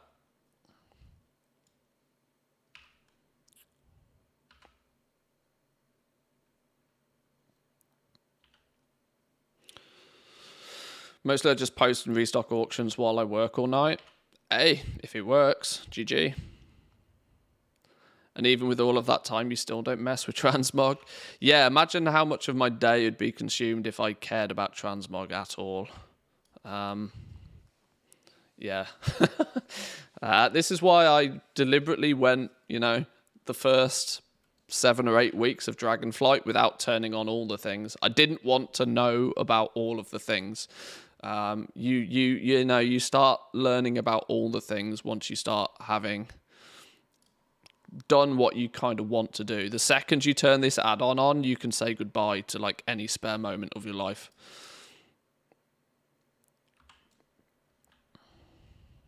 Tried transmog, not my thing. I would, I've said this for a long time, I would enjoy the process of selling transmog because it's a super high profit area of the game, area of gold making. But it's something that I would not enjoy doing it like the majority of most people do it. I would not be overly interested. I definitely wouldn't be interested in farming the stuff. The only way I would do transmog is if I ever decided to collect transmog. And the way that would then be done is you would be farming the stuff that's bind on pickup, the appearances that you have to just go out and get yourself. And in the process of doing that, you would get bind on equip stuff to drop. And then you just sell the spare, I guess, quote unquote, spare things that you come across. That would be the only way that I could ever foresee myself doing transmog like properly. You then have crafted transmog, which we actually looked at a little bit yesterday with our blacksmith. Past expansion crafted transmog can be also pretty lucrative. It's a high profit margin market, but it's incredibly slow selling. It requires incredibly high volume. It's something that, you need to chip away at and do consistently for a long, long time to see results. Whereas I would much rather spend that same time doing something that could, in my opinion, be even more valuable, like pets, for example. This is why Project Pet became a thing. Expanding onto as many realms as possible, selling pets on as many realms as possible. Because I feel that can be more lucrative than transmog, if done right. What are we doing here? We should probably join a group for this. I should definitely go do my Spellforged creations, actually, while we're here.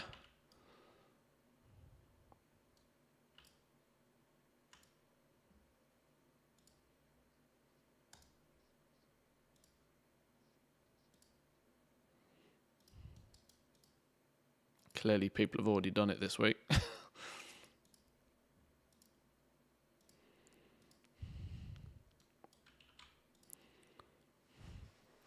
Oh, he's dead. Anything sold from yesterday on those transmogs? I haven't checked the mailbox, actually. But we'll see. This is the thing. Once you've got it crafted, it's just a case of keeping it on the auction house. Eventually, it will sell. But like I said, it's a bit of a numbers game.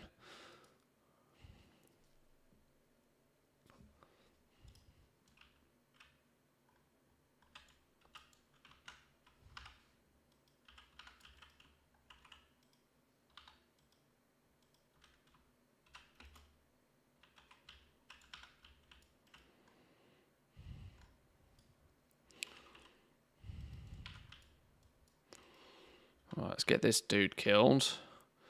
Get my dragon shard. Posted 1,500 auctions. It takes like an hour. Yeah, see, this is the thing, that it's such a high numbers game. It's why you want to be this is the thing that people never do with transmog, and it baffles me why people don't do this. But it's because transmog attracts... Generally, I would say that transmog tends to attract quite a beginner gold maker, because it's the theory of something for almost nothing, which is why it's quite attractive, I reckon. But what seems to never be done is people almost never curate what they are selling. They just, they farm a bunch of stuff and post it and hope that that's the right thing, when it's often clearly not. I need a cobalt group.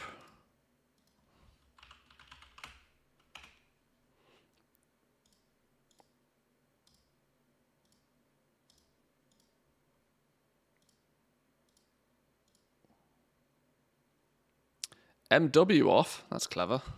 What's MW?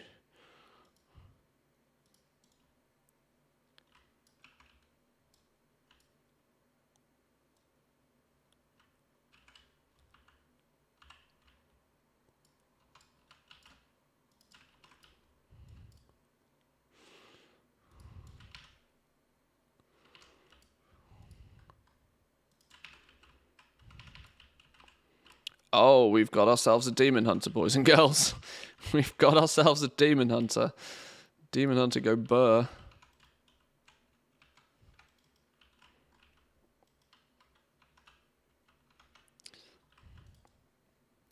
And it's bait from some YouTubers. There's an element of that. It's funny, right? Because the correlation is so close with the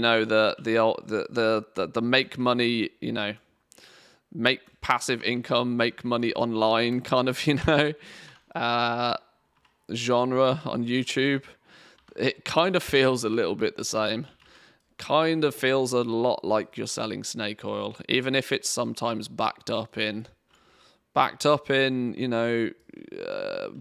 good intentions. Sometimes it's advertised badly, and is part of the reason why I've tried to keep away from it generally on YouTube, because I don't think it attracts the right sort of audience. I would much rather help people out with, you've got a bit of gold, how are you going to make that into more gold, more long-term solution. I don't know. Hello? Random ass noise out of nowhere.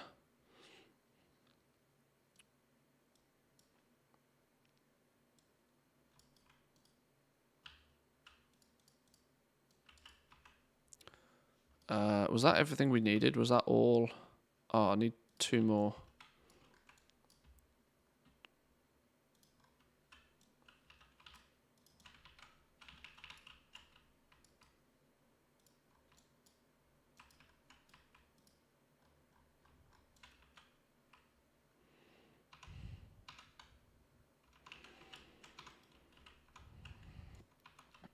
I wonder if I need Cobalt Assembly Reputation, actually, on this character.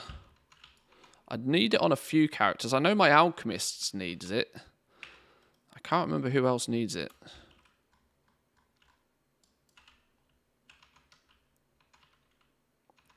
Fridge coming back to life. Yeah, I wish that goddamn fridge worked, Right, you're dead. Right, that should give me... There we go, there's my intact weapons. Let me see if it's worth hanging about in this group. I don't think it is, but... Yeah, antivirus, yeah. Where's... What? Oh, it's this window. That's why it confused me. Blacksmithing... Doesn't need cobalt assembly. Does enchanting need cobalt assembly? Enchanting needs everything. Oh, enchanting doesn't need cobalt assembly. Okay, this character doesn't care about cobalt assembly. Good. Good. Thanks for the group, boys and girls. See you later in a bit.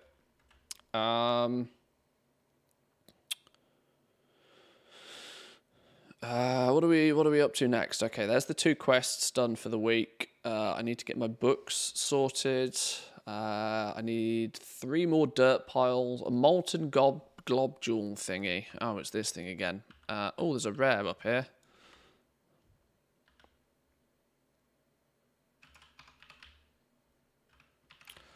I've just realised being the only one here trying to kill this could be a tragic idea. Me hopes somebody comes and says hi.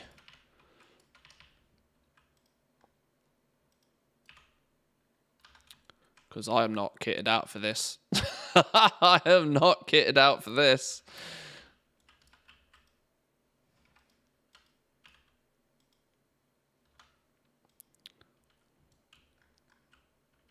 I was going to say, surely it'll attract the attention of others. I'm on the biggest server in the EU, surely. Woo! Spicy meatball.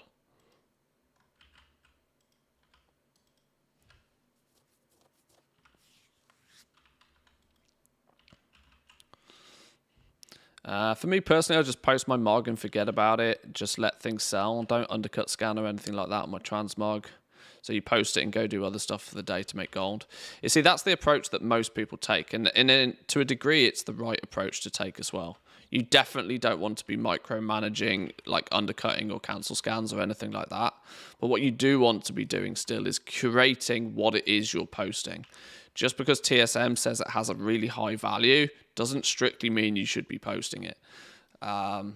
Because there does come a point, and this stems back from the theory that one of the advertised ways to get into transmog farming is you need at least 2, people are told that they need 2,000 items on the auction house before they'll start making anything. And so they just get 2,000 pieces of dog shit and post it on the auction house. Well, that's not going to make a difference.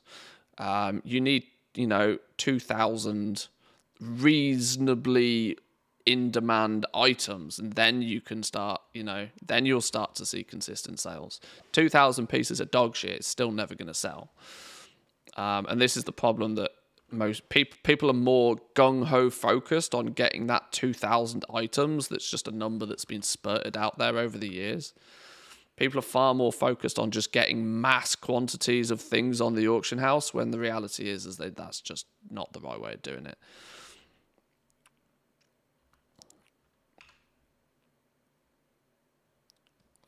Disturbed dirt piles. We do need to be picking these up, actually. Where the hell did the damn thing go? Here it is. There's another one all the way back over here.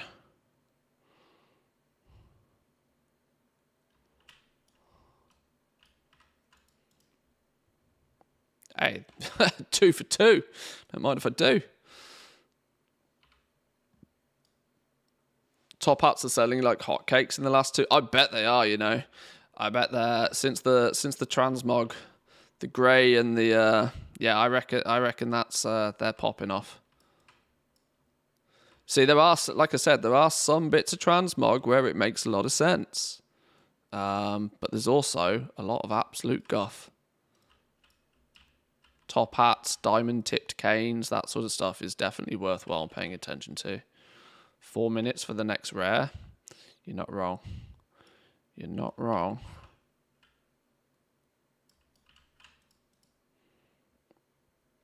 Woohoo! An appearance, a cosmetic.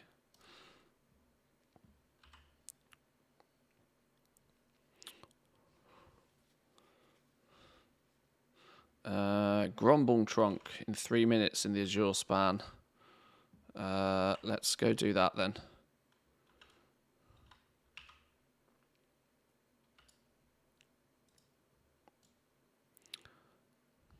Distracted by squirrels again.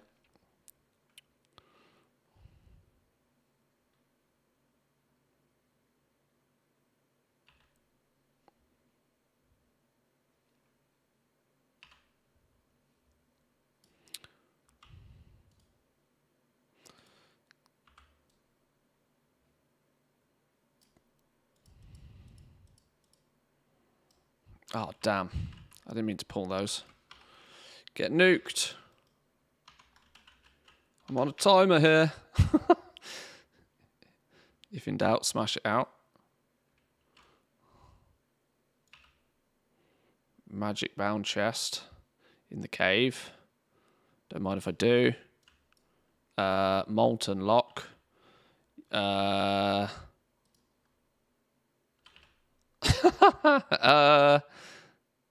need something frosty, or I need to use my magic ability. Where's my magic ability?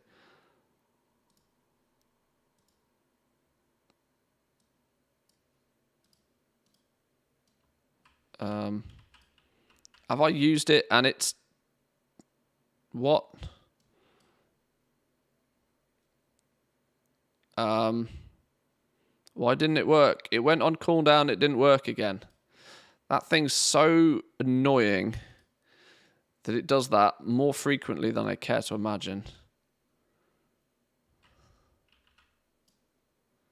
God damn. What's the point of having a 2-hour cooldown on a thing that randomly doesn't work?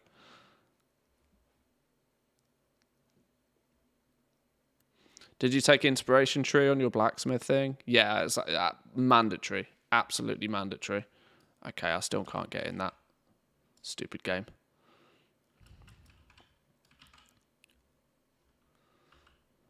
Where are we going? 2043 in Azure span. 2043. Like round there somewhere. Go. Go, go, go. Apparently it's spawned. Yeah, magic bound chests, all the stuff. We'll come back to that later. Time is of the essence.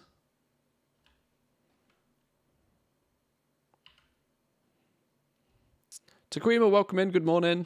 How are we doing?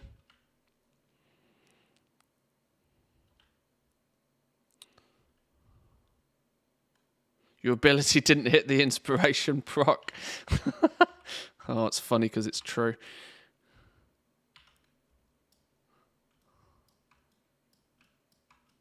Can I move one of these arrows away from being on top of each other?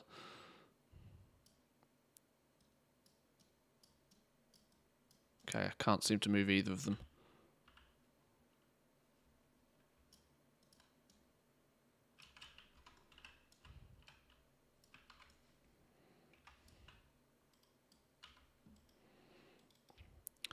What does Grumble Trunk have for me then? Rares, 30-minute rares. Oh, maybe nothing. Maybe nothing on this character, but Dragon Shards maybe.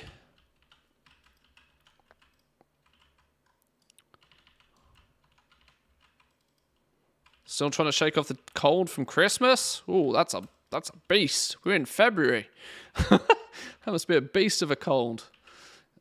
Get well soon on that one. Woo.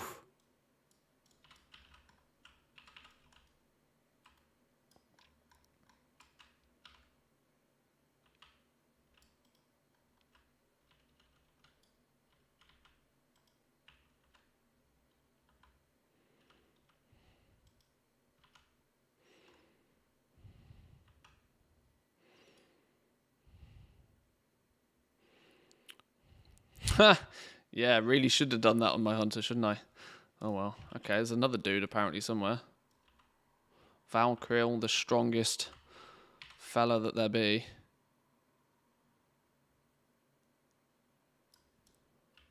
That doesn't seem right.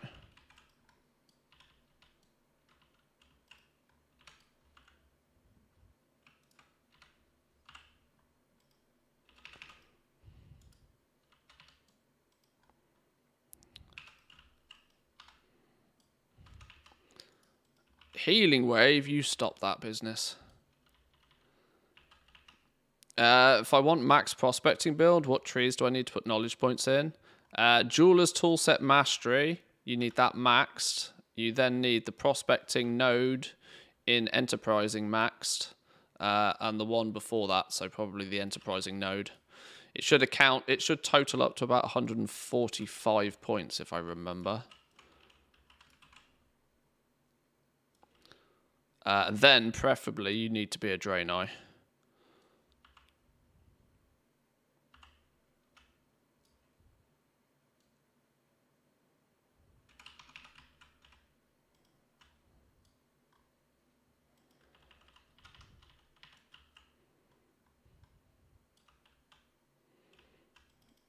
Because Draenei's get +5 skill points to Jawn crafting, which means that you can prospect quality 2 ore way more efficiently than non-Draenei's.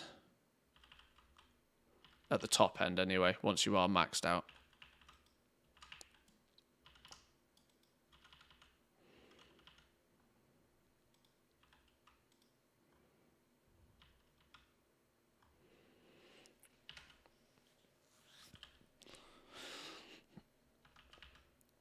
Another Dragon Shard from the rare, second in a row.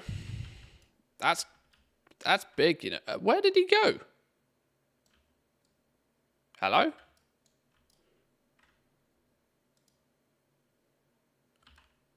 Oh, I got his strongbox. 2 tattered wilder cloth. Wow, we're making money here. Making bank. In the money. There's my primal dust. Don't mind if I do. That's actually all of the dust I need to collect now. That was nice and efficient.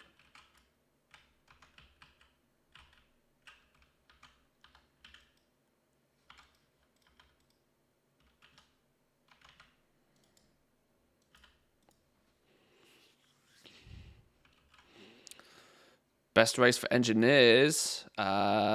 I've not looked into engineering in enough detail to know if any of them benefit.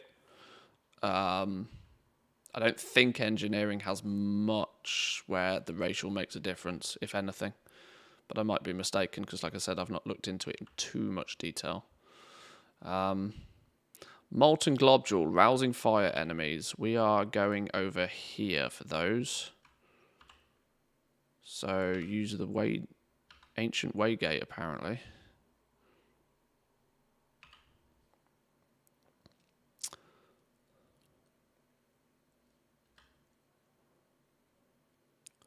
Gnome's the only race that gives +5 skill. What gnome it is then. I just don't know if it's, you know, super critical to be a gnome. The only reason you need to go for racials is if it pushes you into a hidden craft value on something that you're crafting. Outside of that, it's not so important. These 2 arrows being on top of each other annoys me. Okay, Ripsaw's shown up. Disturbed Dirt's shown up. Expedition Scout Pack has shown up. Just loot for days going on here.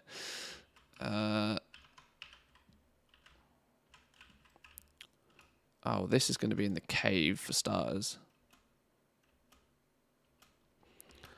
See, this is the problem now, right? Now I'm in full squirrel mode. Whatever I'm trying to do, I'm going to get massively distracted by everything in its path. Now I've got all these add-ons and weak auras set up to tell me about the rares and everything that's going on all around me. It's going to be just chaos. It'll be good for the collecting, you know, overall, but whoo, boy oh boy is it going to distract me.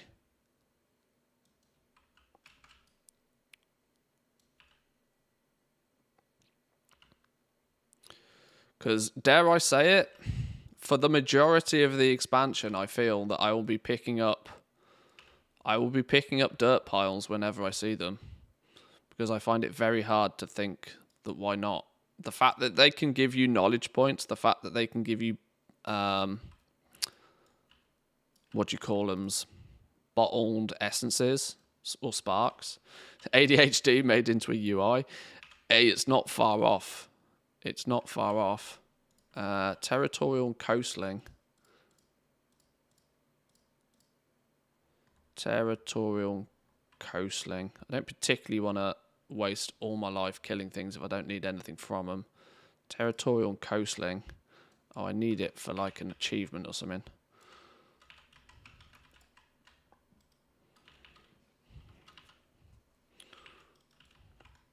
Difference in the amount of dirt piles in war mode versus non-war mode is crazy.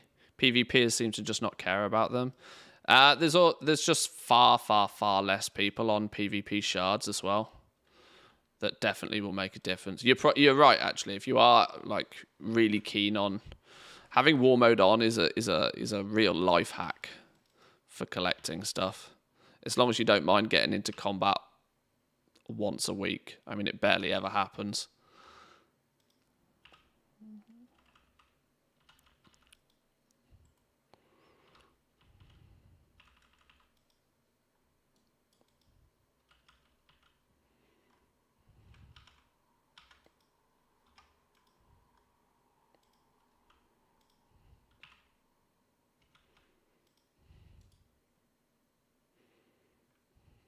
Ah, another example of the fact that I really should have done it on my hunter. Although I've got the appearance already, so...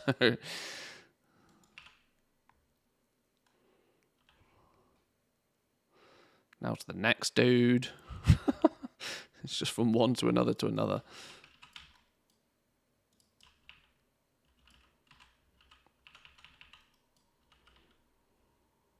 Ripsaw. Ripsaw the Stalker.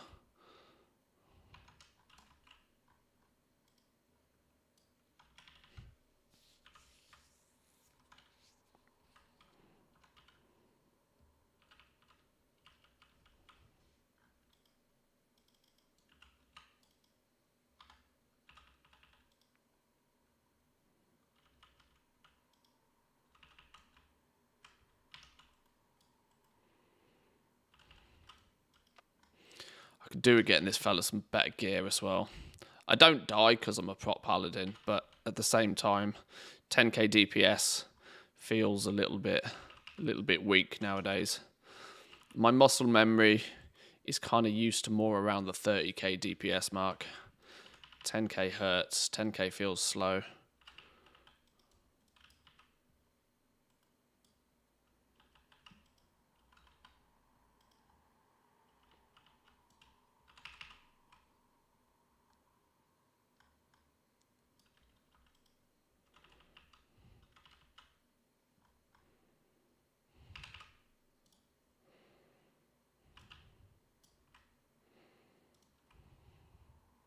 If nothing else, I'm getting a fair amount of stuff to disenchant.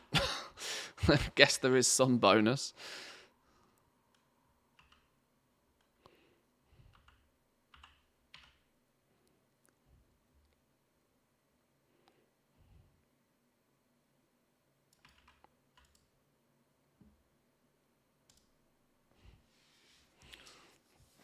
Oh, let's grab a drink.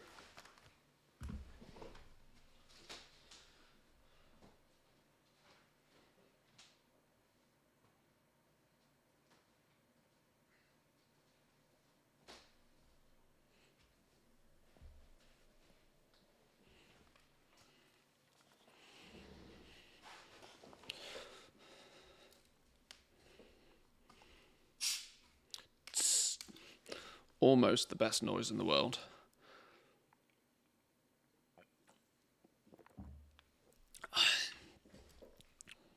Okay.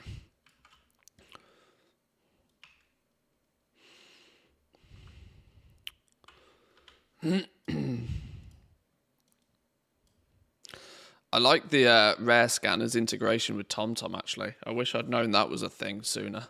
The fact that it automatically puts a waypoint to wherever it is, that's hella cool.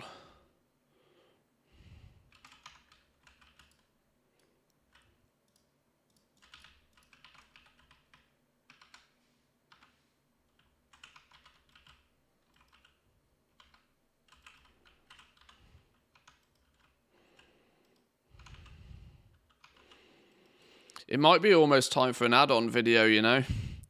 I think the amount of add-ons I'm using now to do what I do on a daily basis is worthy of a little video for some of these. because some of them are quite clever, especially some of these weak auras now.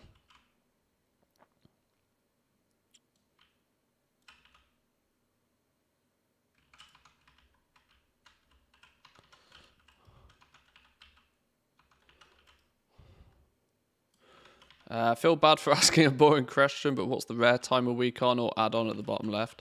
It is a weak aura. I'll give you the link in a minute.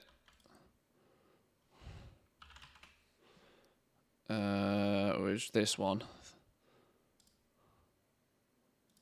Hang on. Where's the?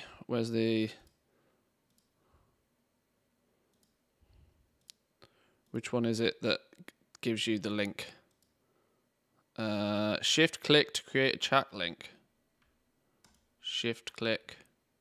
Oh, there we go. Somebody's got it. Check it's the same one. ZS summon. Yeah, that's the one. That's the one. Oh, information. There you go. I should get it from there.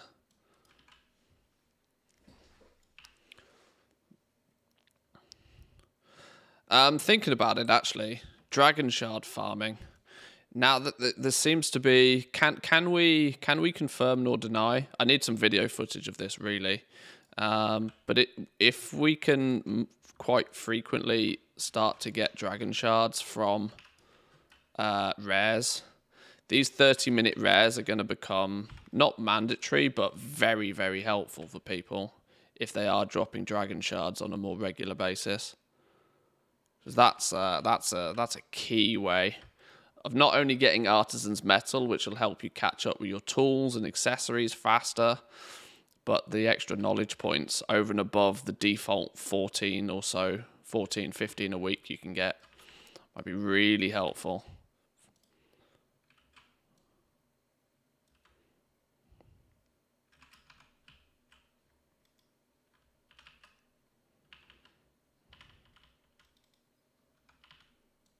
Two best sounds, TSM, Kaching, and a can of Coke. Well, a can of beer opening. I can hear a can of beer opening, like, from a mile away.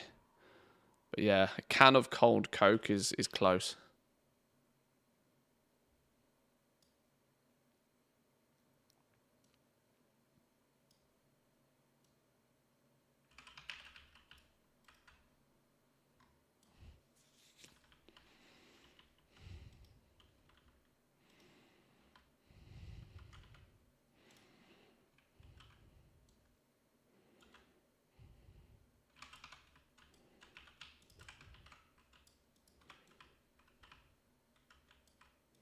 Can I grab you as well? Come here, you.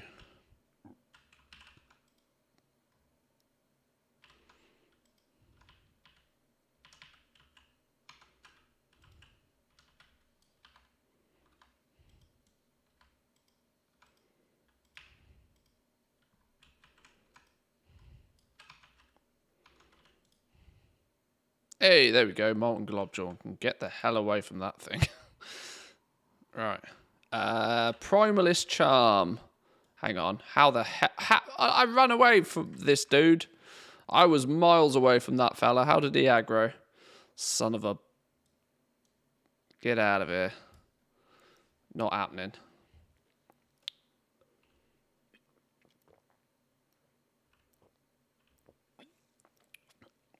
Saw somebody say on the subreddit they were averaging 5 to 10 a week through the rares, but provided no proof. Yeah, it's one of those. It's difficult to provide proof for, really. Unless you know, screenshots so it didn't happen sort of thing.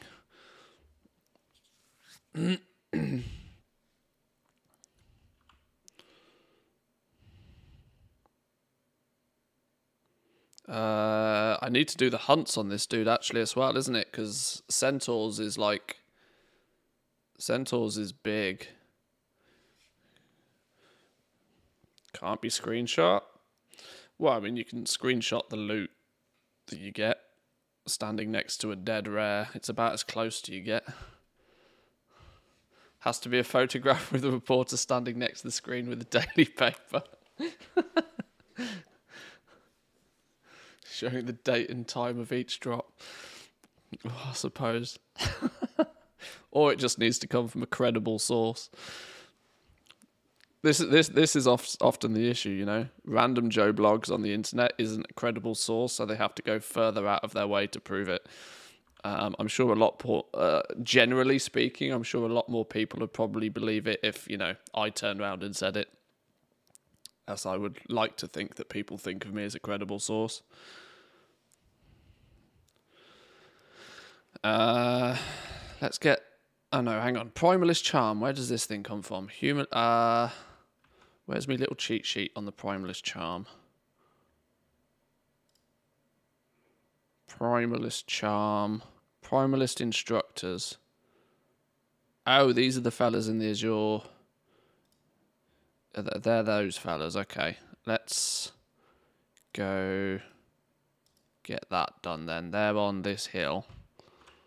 Let's go get that done. Let's not get too distracted with other things. We're already fighting the squirrels from every angle.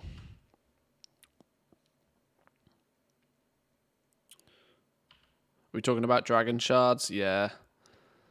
The suspicion is now that killing rares every 30 minutes is going to be a good way to... Oh, I should not have dismounted there.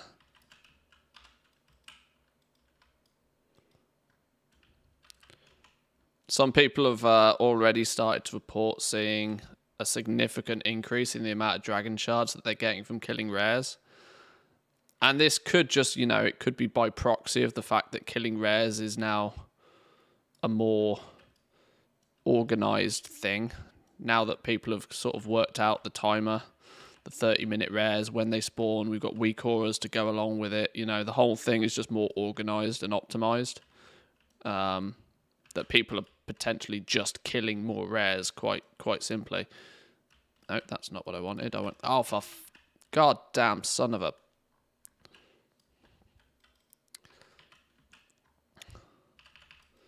No blue post, no. But most things start with speculation. And then people test it out and people start to investigate, and eventually we find things out.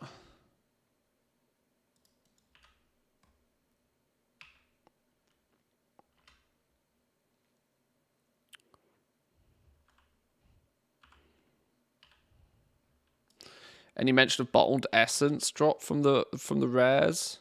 I personally haven't had any, but I don't even think I haven't gone and claimed my 5 dragon shards on this dude in the first place.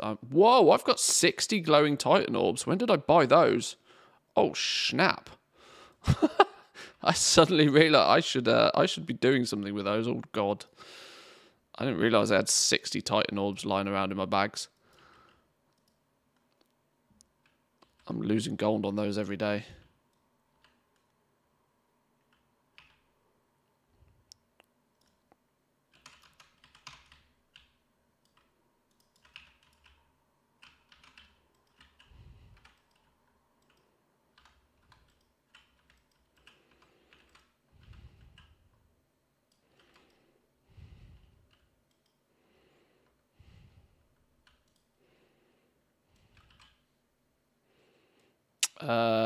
Gildy had one drop whilst Cobalt rep farming.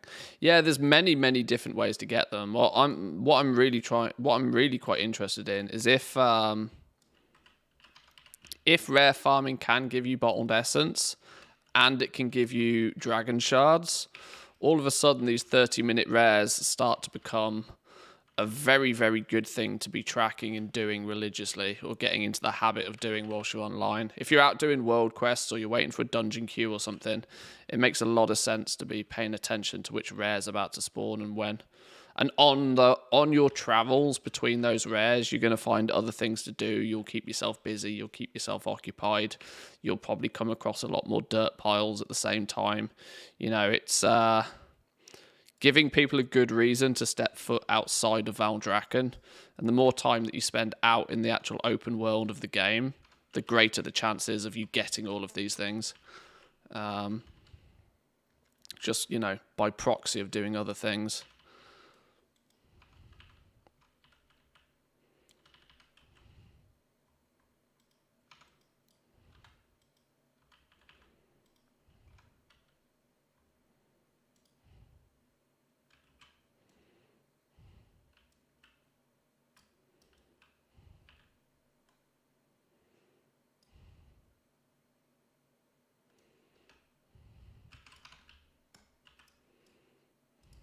You're an instructor. You count. We'll grab you as well. You're a stormsmith. You can drop them.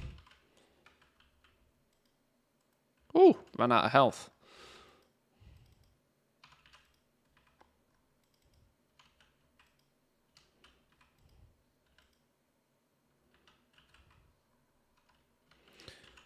If the shards are used as a catch-up and you just put in all your profession, leaving the others behind the curve, would they keep dropping? I don't know. Like I said, we don't actually understand fully how the mechanic works behind the scenes, but our suspicion, or let me put it this way, my suspicion has been since day one that dragon shards are meant to be a bit of a catch-up system for professions. It's been very clear to me that alts seem to have a much easier time getting them than mains. And the only conclusion you can draw from that is that, well, an alt is going to have less knowledge points in the professions than the main character is going to. And so, in turn, they get more dragon shards dropping to make up for that fact. I don't know. There's me Primalist Charm. We need some books. We need to hand in the 2 quests, which we've now done. And we need a crafting order for blacksmithing. And there's 5 minutes until the next rare, and we're already in the Anaran Plains. Tomcat Tours, or does rare scanner actually? Can I rare NPC icons? Show rare NPC icons on the map. Show dead rare NPC icons on the map. Show rare NPCs that you saw a long time ago but can respawn. Okay, that's what I want. Who's spawning next? Oshigol. Oshigol 6127. 6127.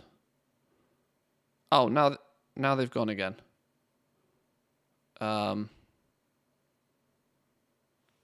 6127, around there. Apparently, I've never even seen this rare before. Considering that this only seems to track rares that you have actually seen. Maybe Tomcat Tours might be a better add-on for that. I know that's more the design of it.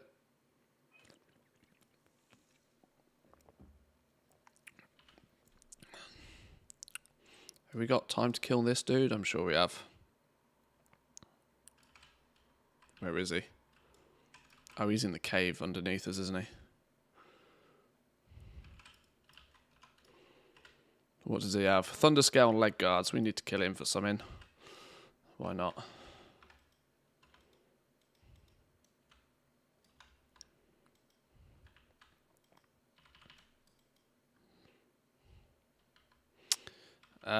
Silver Dragon's another one. Yeah, I've not used Silver Dragon. I've tended to use Rare Scanner but I haven't tested out Silver Dragon recently. It might have changed.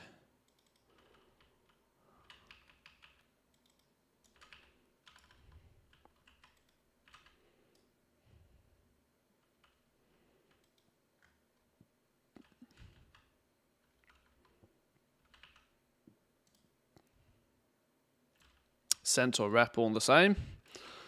What we need. I tried with other add-ons, not really all that helpful. Silver Dragon's the best one I've found for rares. I might give it a go. Might test it out. See what's what.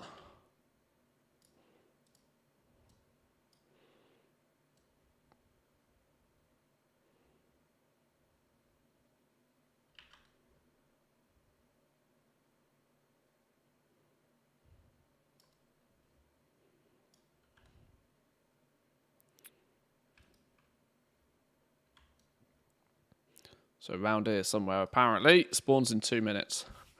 I should probably check that all my add-ons are even up to date before I start getting any more of them.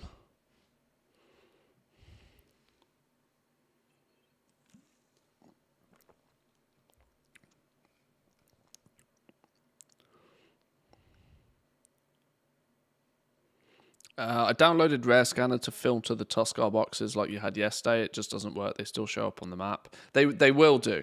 The point is that they show up on the map through the default UI. There's no way to turn that off. But an add-on like Rare Scanner is what makes the boxes pink when they're visible on the map. That's what you can turn off. They will still show up as an icon on your map. There's no way to turn that off. That's part of the base game. But it's the alerts, especially if you have the audio alerts on, that people are more interested in turning off. Does CurseForge not realize Christmas is over?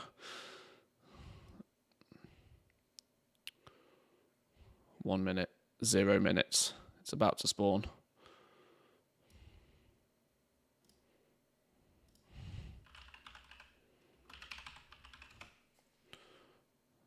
Hey. Unbelievable. The fact that if you search for Silver Dragon as 2 words, you don't find it. Madness.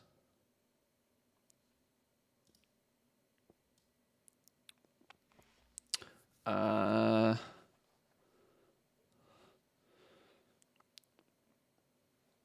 that WeCore replace a marker on the map as well? I don't think so. It doesn't appear to. It's just information.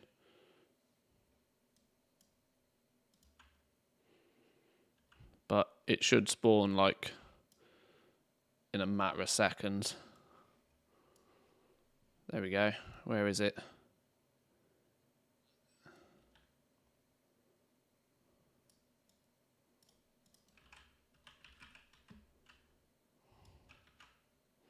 What does he have for me? Nothing by the looks of things.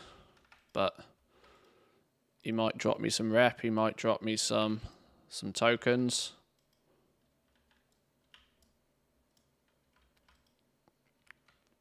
Silver Dragon will place a market and ping. I mean, that's what Rare Scanner does. I'm intrigued to see just how different the 2 add-ons work. You probably only need one or the other.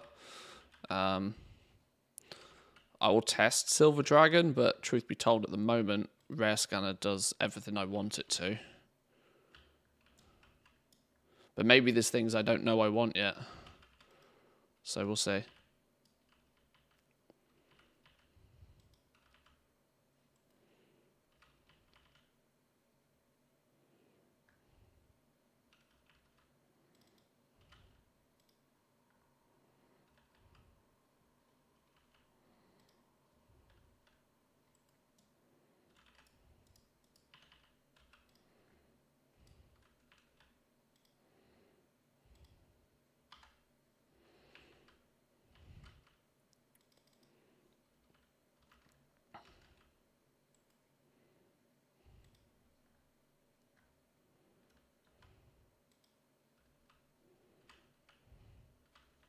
What are the icons flashing in the middle of the screen for? You mean these?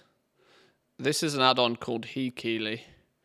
It's a rotation helper add-on. Heki, I don't know how you spell it. Hekeely or something.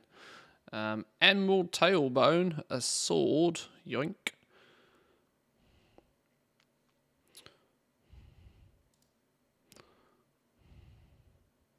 Where is it?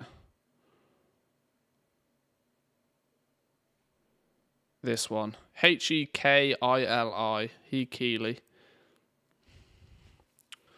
Press the abilities in this order to do good damage, basically, in theory. Yeah.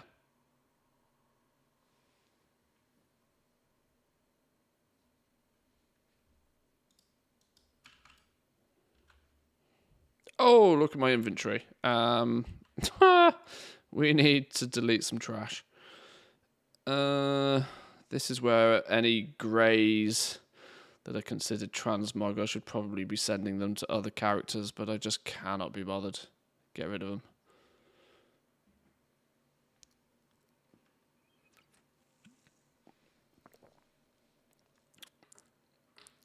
I think epic rares drop the dragon shards, not just any rare.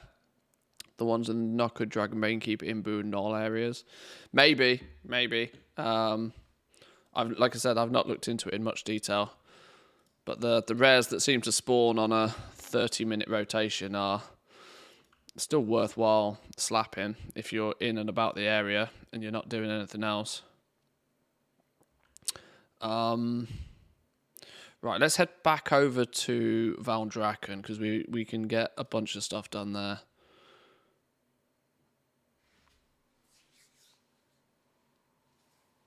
Problem with grade transmog is the same as normal transmog. Many are just worthless and frequently sell for less than the vendor. Oh, absolutely.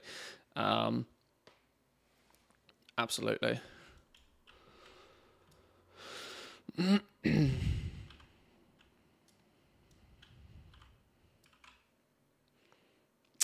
Books. Blacksmithing and enchanting books. My scribe, unfortunately, doesn't know how to make those yet, so I'll have to put those out for a public order. Do I have materials for this? I do. Public order. Let's get myself at the top of the list for one of those. An enchanting book. Blacksmithing book. Let's get one of those. Let's hand these quests in.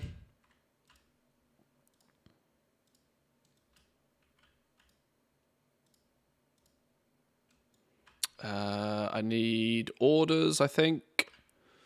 I need blacksmithing orders.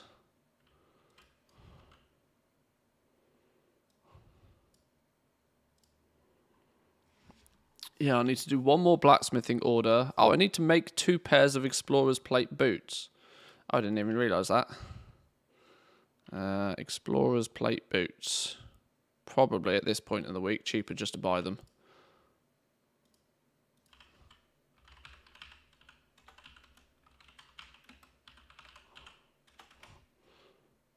There's probably an apostrophe in there somewhere, isn't there? There we go.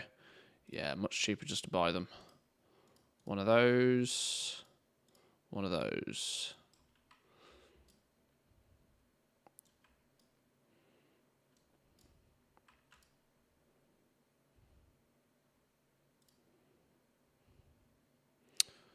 Draconic treatise on blacksmithing. Yoink. Got the blacksmithing one. Just need the enchanting one now. Let's hand this blacksmithing quest in.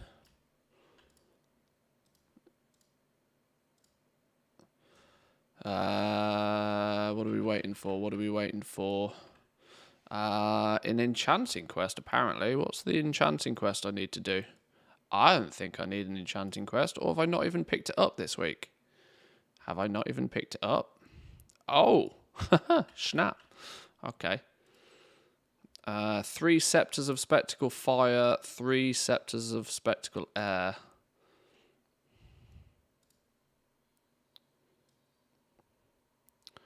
Scepter of spectacle fire. Ooh. You want 6 of these? That's a spicy meatball.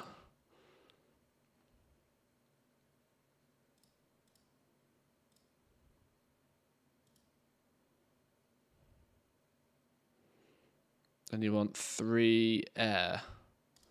I'm missing rousing air. Do I have awakened air? Yes, good stuff.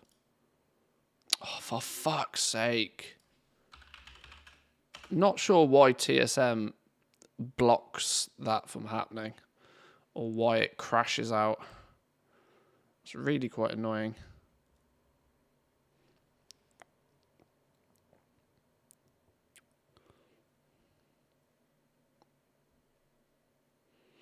Is the Frostbitten Wildercloth one the only one for unraveling the shuffles? Not sure, to be honest. I don't do much with tailoring at the moment. I've not been keeping track with tailoring. Oh, what's this? An upgrade to Craft Sim. Optional and finishing reagents are now available in the live preview. Reagent drop-downs now show a tooltip of the optional reagent and how many you have. Added a small loading text to the live preview. Okay, blah, blah, blah, blah, blah. Blah, blah, blah.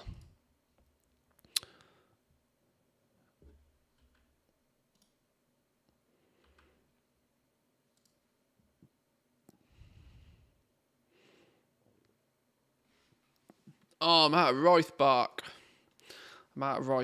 I need... Oops, I've just punched my microphone. 2 more Roith bark.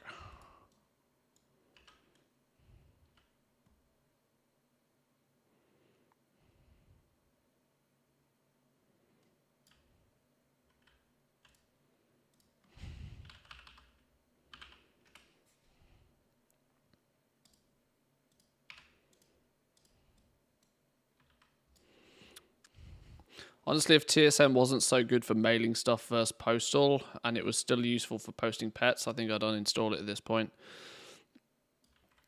For Dragonflight related stuff, it's in a sticky situation.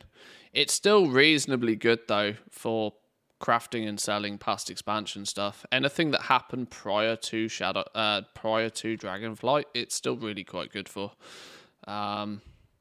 But you know, it's hard to use that as an argument when, you know, we're in Dragonflight now.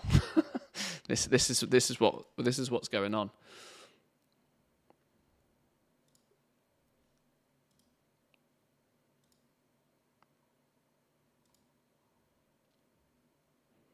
There we go. Now you can have those.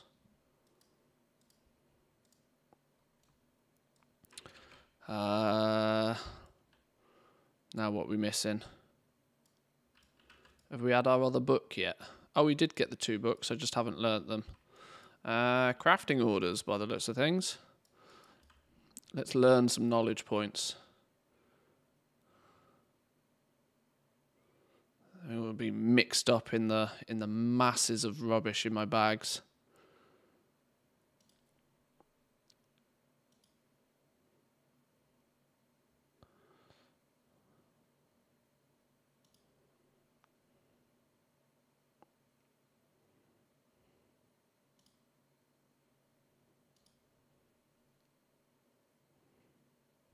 There's my blacksmithing book. Enchanting book. Knowledge point item. What's that? Zap throttle.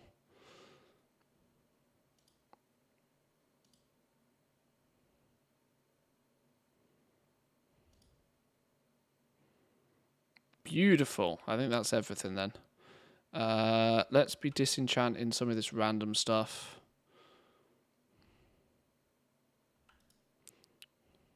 To be honest, actually vendoring it is probably the more sensible approach, but is that legit an upgrade? Why is it saying that that's an upgrade? How can a 369 piece of gear be a 100% upgrade compared to a 376 piece of gear?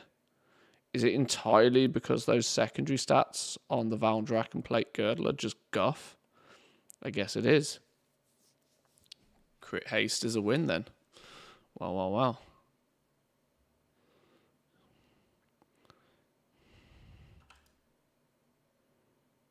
Oh, hang on. Primeless Charm, knowledge point.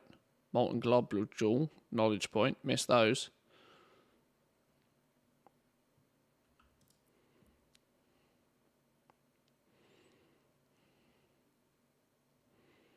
Yeah, I've got to be careful with these, you know. All of these are worth considerably more than than I'd obtain by disenchanting them. 118 gold, yeah, we sell that sort of stuff.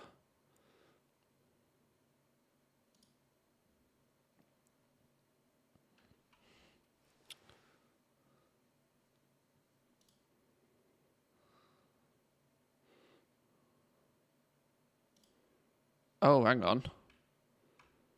Buy that back. That claims to be an upgrade again. Okay. I've got to be careful here. Selling upgrades. Hang on. Let's fix the inventory. It looks gross.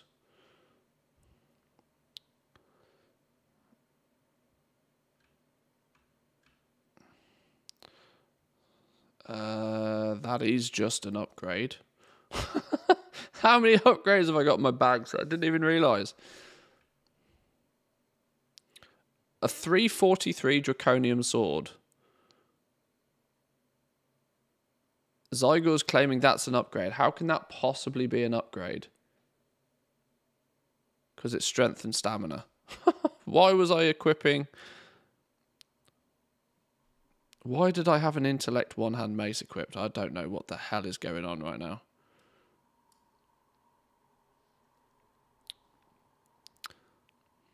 Not collected, so that gets sent somewhere. That is a flat upgrade, apparently. Crit mastery, crit mastery. How can that be a flat upgrade? It's got less stats. Zygor, you've lost the plot. It's got less strength, less stamina, less crit, less mastery. How can it be an upgrade? Zygor, go home, you are drunk. So confused.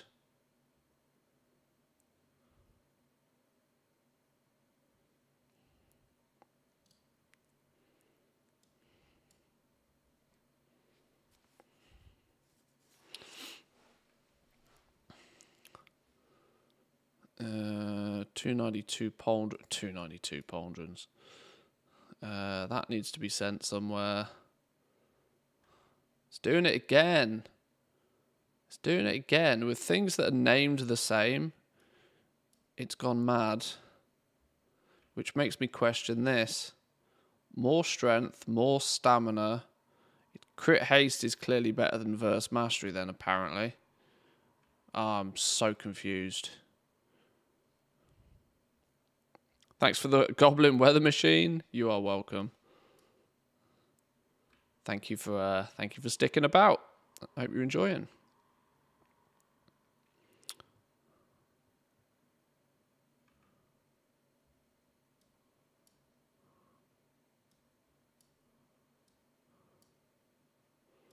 That needs to be sent somewhere. They can be disenchanted or sold. Sell. Sell it. Your healing spells have a chance to put you in a waking dream, granting you additional mana regeneration and increasing your mastery by 1,139. Is an upgrade for off-spec holy. Well, I'm not off-spec holy, am I? Stupid game. Broken. Right, that'll do.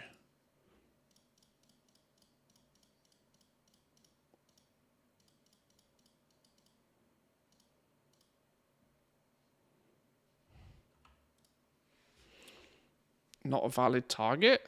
Why can't I disenchant that? Oh, this is a rep reward, isn't it? It's a rep reward. And now it's gone. Problem solved. Right, is that... I need one crafting order for my blacksmith. Can I get one order real quick, please? One order. Go on, you would. Show anything that has a skill up. Go.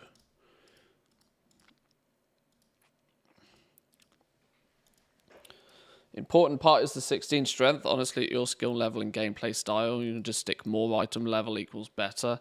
Yeah, I usually do. Under normal circumstances, I do. I know I'm not min-maxing anything. The reality is I usually trust Zygor. If Zygor says it's an upgrade, I put it on.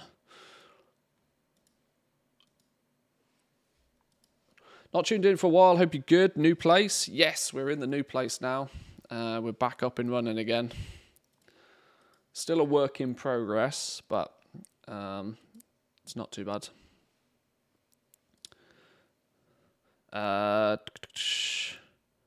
Just got a Dragon Shard of Knowledge from Pipspark Thundersnap, the rare mob in the Thunderstorm in Dragonbane Keep. It's nice to know that people are getting these more frequently.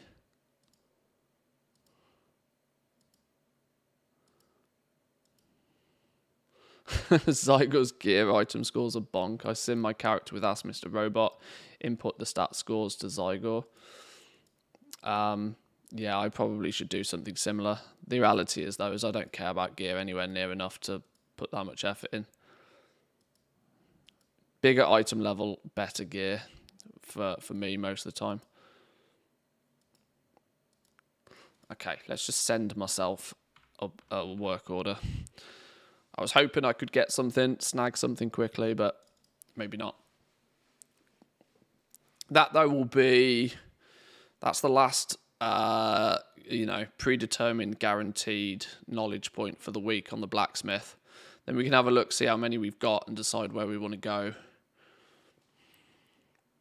I'm tempted because I only need 20 points in stonework to max the tree. But if I don't end up crafting those things and selling them, I might be better off putting them into weaponsmithing and working towards the 50 points needed to get the master's hammer. So that might be a much easier way to get to 100. Throw a bit of gold at it, problem solved. I don't particularly want to spend 50 points on just, unlocking something like that, but if it fixes a problem short term. Explorer's plate boots. Personal order. That can supply the...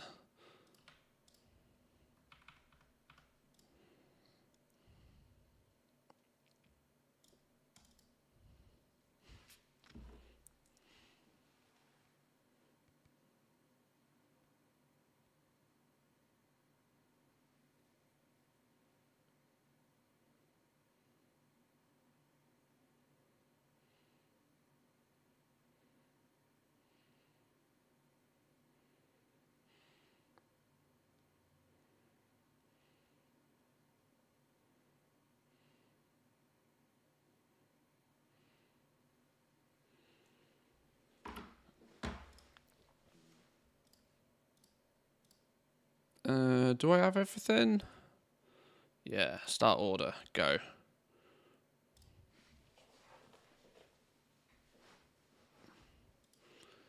Bingo.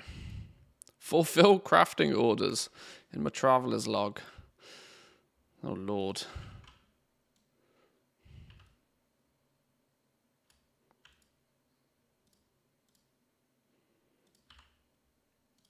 Okay, there we go. Now, I do have 7 Dragon Shards of Knowledge, which could be assigned somewhere, and probably should be assigned somewhere. But, now taking a little bit of a look at blacksmithing, how many spec points have we got? 36! Ooh, now you see that's interesting. Because 36 plus 14 is 50. Which means next reset, I could have put enough points into weaponsmithing to unlock the master's hammer, so that if by next reset I don't have 100 skill, I have a get out of jail free card as a way to get 100 skill.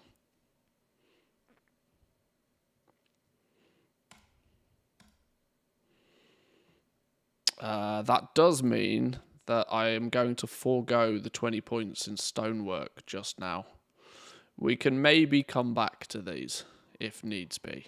The reality is I'm probably not in the next few days going to try too hard to craft and sell these, especially since I know until I put the 20 points in there, I'm probably not going to craft them at all because I'm not going to be even close to being optimal on them.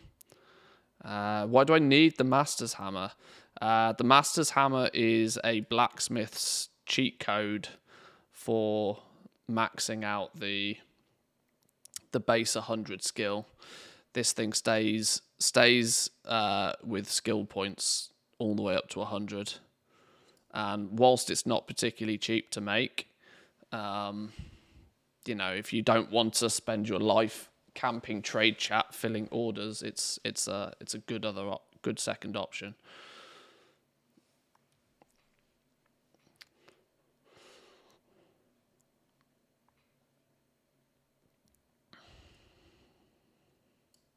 Does that mean that we can get...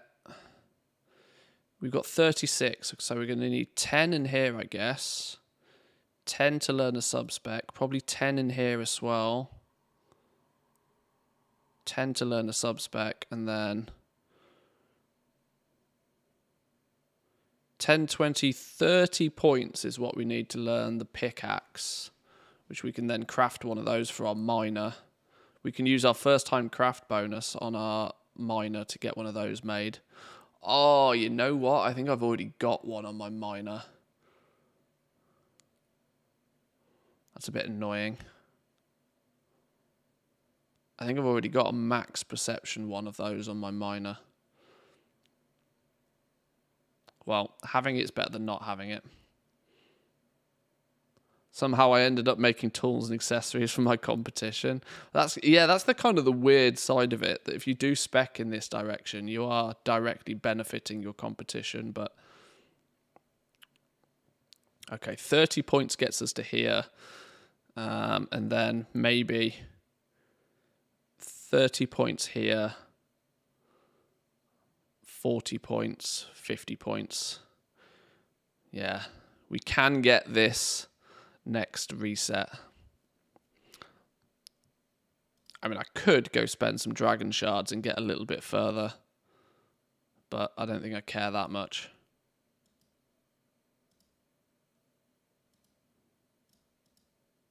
Alright, let's do it. 10 points there. Gives us the ability to learn a sub-spec. 10 points here. Does the same. Then we can learn axes, picks, and pole arms. Which will get us the Casgarite pickaxe.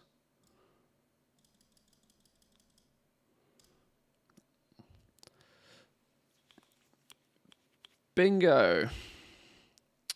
Then go for the herbalism tool. You have to have renown with Valdrakken. Yeah, the rep grind ones will happen quite quickly, I reckon. That's not too much of a problem. So now not only should we be able to make... Where's it gone? Primal Molten Great Axe. With just that setup initially, yeah, we are bonkers level away from being even remotely competitive on these, but you start throwing, you know, stuff at that, it's going to get expensive real quick, but okay. I don't plan to actually make or craft these for anybody.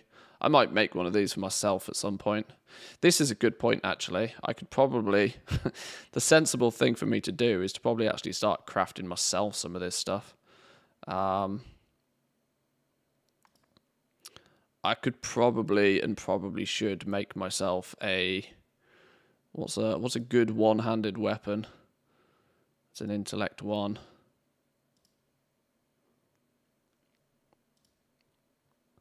I could make myself an obsidian seared slicer, I suppose.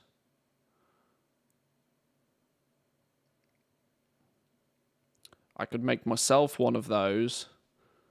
That gives me 3 skill points. I could then probably make myself a shield. It makes a lot of sense to make a shield, I think, doesn't it? Probably. Make myself a shield.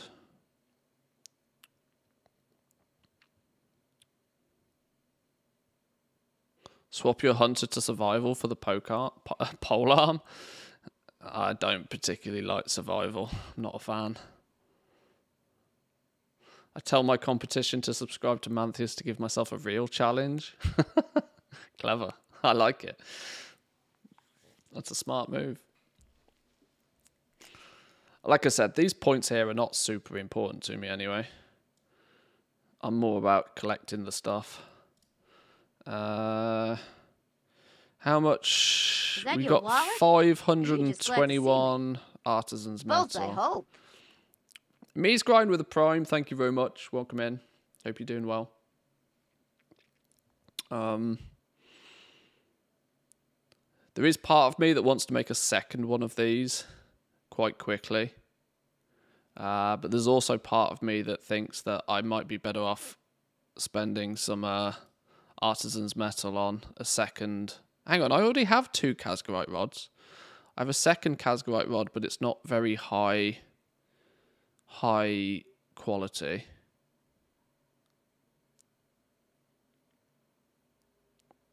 Old Raid Guild just killed Raz Mythic, and their Survival Hunters rank 1 for all hunters on that fight now. Nice. Just kicking the hornet's nest on the meta discussion. I know, yeah. I mean, I'm aware that Survival Hunters can do some silly things. It's just a bit of an odd. It just feels like a weird playstyle for me. Never been too much of a fan of it. I got 33 knowledge points I can spend on enchanting as well.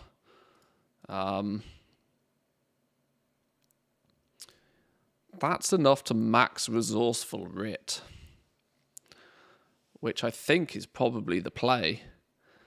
I'm quite sure that's the play, you know, considering that we have Inspired Devotion for an enchanting maxed. We are now at the point where the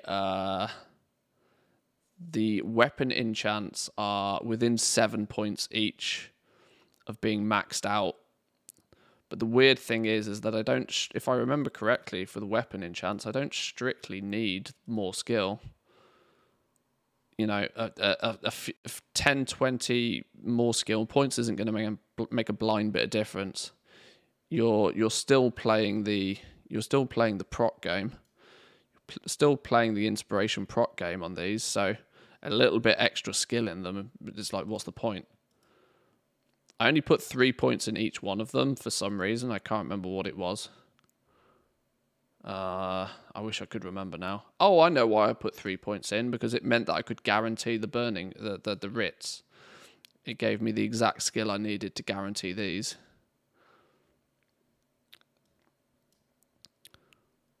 So actually, yeah, stacking resourcefulness is the play now.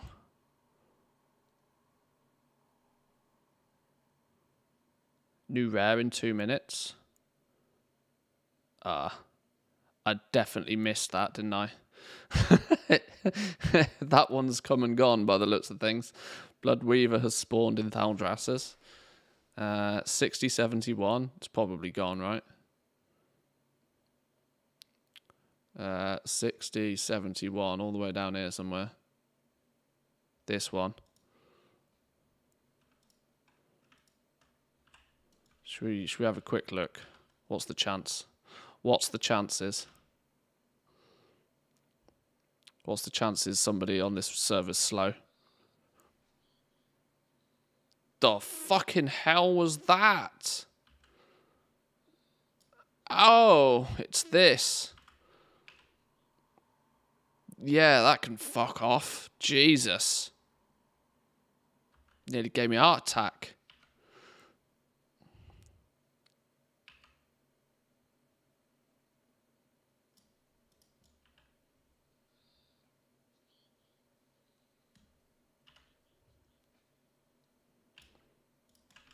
Slow your ass down. Less dots. There we go. We got the tag. It's fine. Yeah, I'm not entirely sure I'm a fan of that whole trinkets business. Can we chill with the trinkets?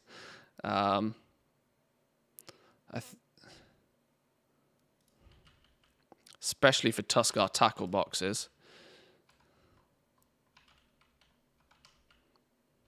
Man killed by WoW add-ons, it feels that way. Dragon Shard of Knowledge! Right then, boys and girls, there's the clarification to me that you should be doing this every half an hour. There we go. Pixar, it didn't happen. Off some, you know, some rotation rare. It's a rotation rare. That's handy to know. Very, very handy to know. I smell a video. Yeah, I smell a video incoming too. Right, back to Valdrakken. Okay, hang on. I need to configure this Silver Dragon business. I don't need all of that shenanigans going on. That was way too over the top.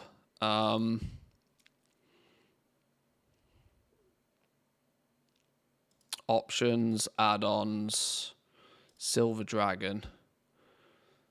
I'm just going to turn Silver Dragon off for the moment until I get time to test it properly.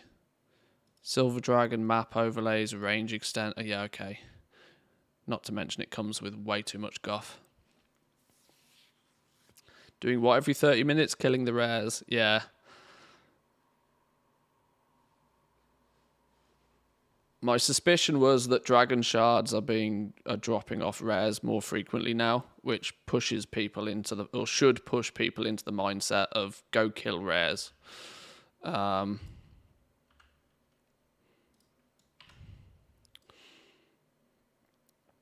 Killed 7 in the last 30 minutes and nothing.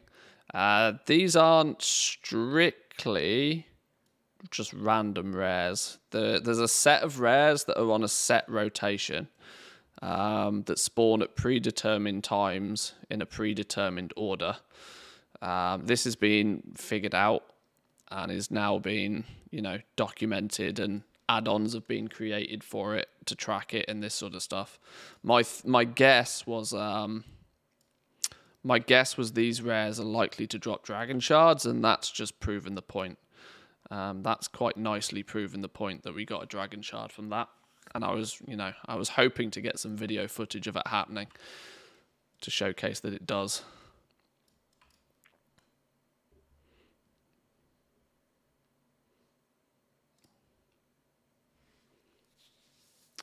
Where was I getting to? I was trying to work out where to spend these knowledge points for enchanting, wasn't I? Yeah, guaranteed writs at quality 3. Devotions, you still need an inspiration proc, so you just stack inspiration like a machine. Through the spec tree, I have maximum bonuses. These don't need any more points. So yeah, I think that means resourceful writ, 30 points in here.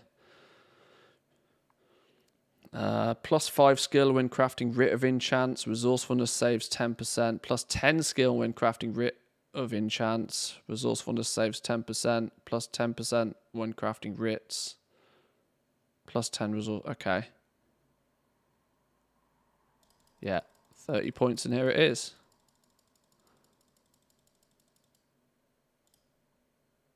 Bingo.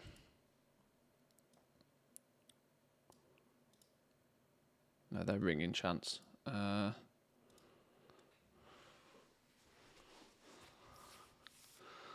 29% resourcefulness. 29% resourcefulness. There we go. That's the way you make those in the most optimal fashion whatsoever. Additionally, that's also going to be of a bonus to you when you're crafting the big boy ones as well. 30% inspiration. Could do better because our inspiration tool, annoyingly, is only quality 2. But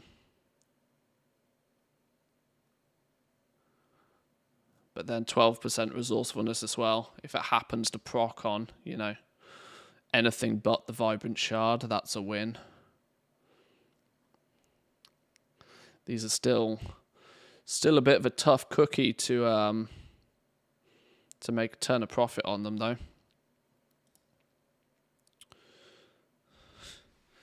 62% chance to make a loss of 2,500 gold. 26% chance to make a profit of 3,500. 8% chance for resourcefulness to proc and save an average of 7,000 to save you, or to turn a profit when resourcefulness procs. And a 3% chance for both resourcefulness and inspiration to proc, giving you 7k, which gives you a mathematical expected profit of a 400 gold loss every time you press the button. Boo. Boo.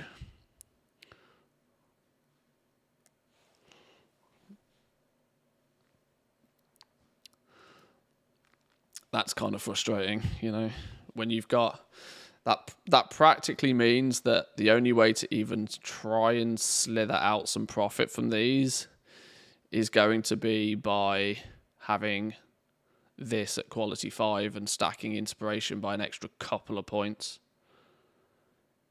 If we do sim mode and we top up our inspiration by a little bit,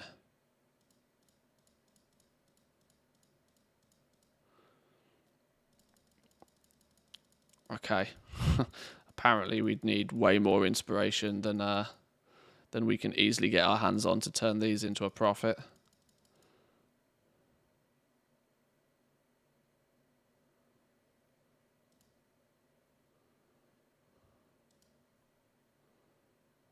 Earthen ones are wildly out there. Frozen Devotions technically are showing a profit, but that might be because I don't have enough Awakened Order and the maths is wrong on them. Sophic ones with a touch more inspiration, you can probably... Okay. I think I'm probably going to be ignoring enchanting for a little while anyway until it calms down. It is entirely possible for the market to just be too competitive and it's gone a bit crazy. Even the irony is, even with every advantage to I can get my hands on. I need a better one of these. I need a better one of these. I've still got some optimization to do there. But my skill tree for these is about as good as it can possibly get.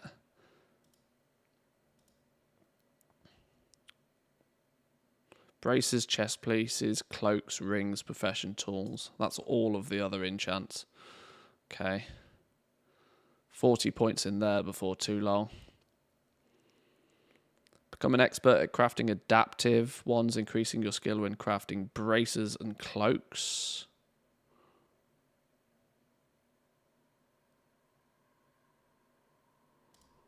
Become an expert at crafting artistry enchantments, increasing your skill when crafting enchantments for profession tools.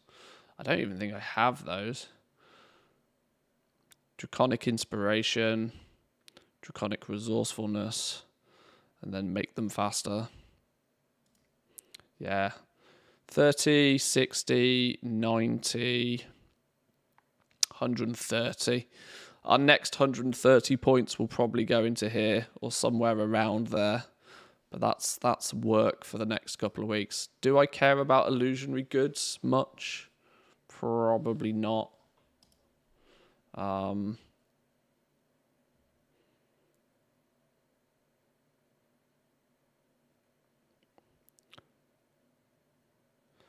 Learn to craft Khadgar's disenchanting rod.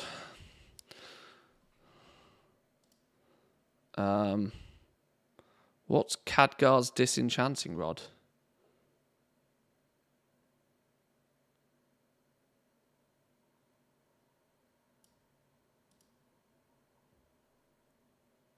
Oh, it's a toy. Oh, okay. Yeah, I'll just buy the toy. Collect it that way. Turns dead players into a pile of dust. That's quite funny. That's quite funny. All right. Yeah, I'm not too focused on enchanting right now. Too competitive. Let's sell some of this stuff that we do have though. Seems silly not to have it listed.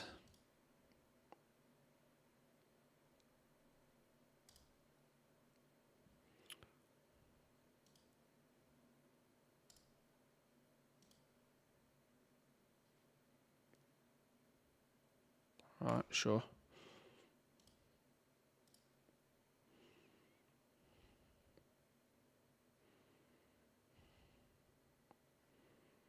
Right, we're good. We're good.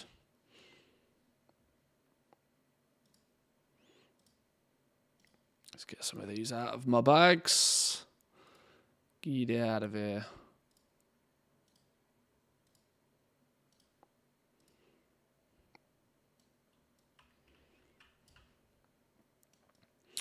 Okay. So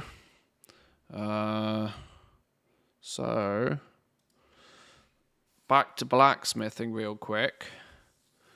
Where do we go from here? We have a plan of action for this. We have a plan to, should we need to, push this to get Master's Hammer for if I really, really want to get these last 31 points. Outside of that, it's about collecting recipes now. Artisans Consortium respected. Are we Artisans Consortium respected? I think we are, aren't we? Let's go find Rabul. Did I pick up the metal quest actually this week? I haven't, look. Show me your metal. Yoink.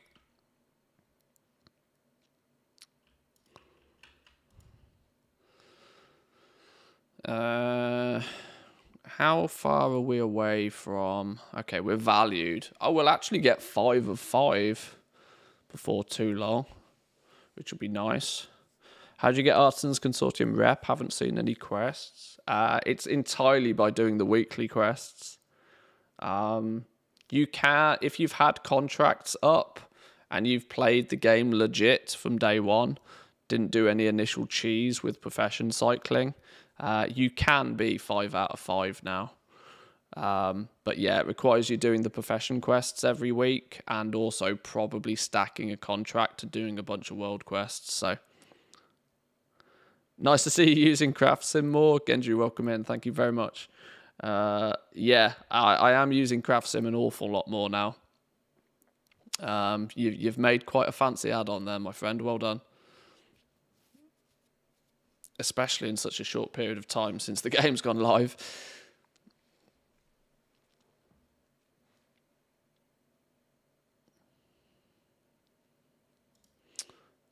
We can pick up armor spikes for blacksmithing. That's 75. I've still got tools to craft. I don't think having 3 different tools for each profession. I mean, that's a little bit... I'd rather just have the recipes, I think, right now. 75, 75, 75. Let's see how many I'm going to waste. What's 4 times 75? That's like 300, isn't it? Yeah, that's a lot. That's a lot. Oh, there's another one. 375, all of the...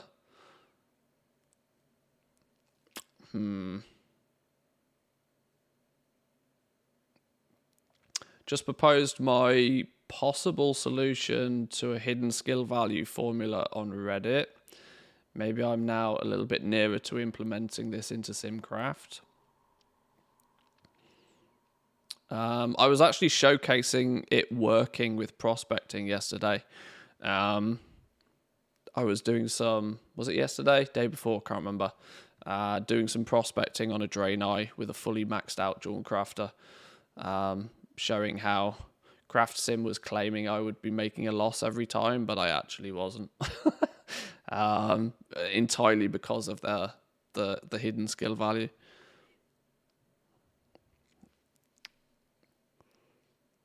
Do I want to buy all of these right now? Or do I want to make more tools for my professions? I have 2 tools already for enchanting.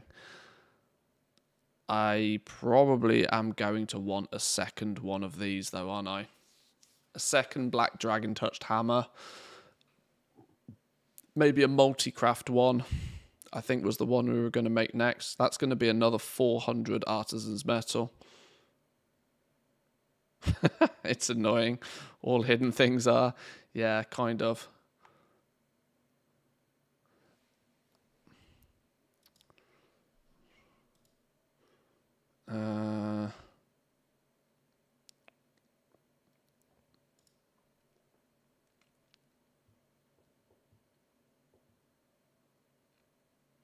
Okay, I'm going to save my Artisans Metal just now, because I do think I'm probably likely going to want different tools rather than buying those recipes. Where else do we need to go for new stuff? These all come from spec trees. This comes from a spec tree. Just double check for sanity. Yeah.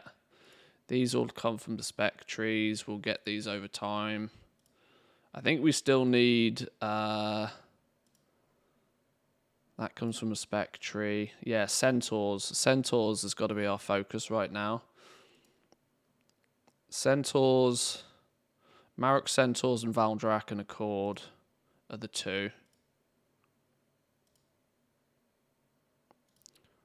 18s and 19s. Oh, we're not far off with Valdrak and Accord, actually. Next week that'll happen. Centaurs.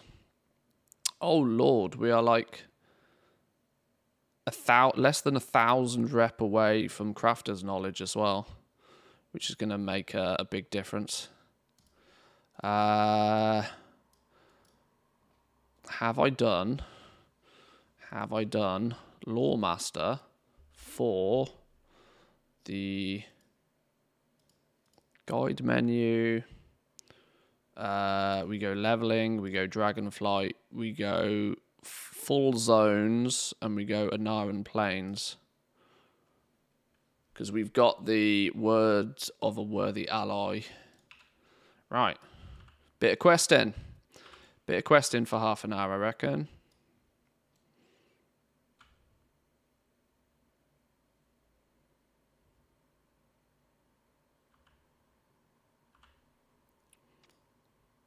And in 10 minutes, we've got a rare to kill. Now, I should be killing these rares. If I'm honest, I should be killing these rares on my main. Because more points is more better.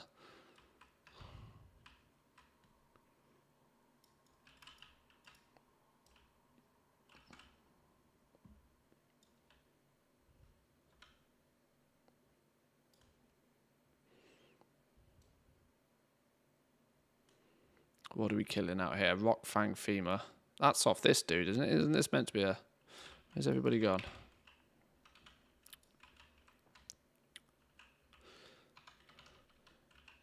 Do you mean this week's 4 battlegrounds? No. The actual profession weekly quests. The ones that are like go out and collect 20 of something and you get knowledge points for them. They give, I want to say like 125 reputation each. There's about 500 or so easily obtainable, I think. But there's no direct quests for the Artisans Consortium. Just the profession weeklies. Your orders each week, for example, most anything that's profession related will give you Artisans Consortium reputation. So if you're getting your 14 knowledge points a week, you'll slowly chip away. This is why most of my alts are in, 4 or 5 already. Because I've been doing the profession weeklies on them every week.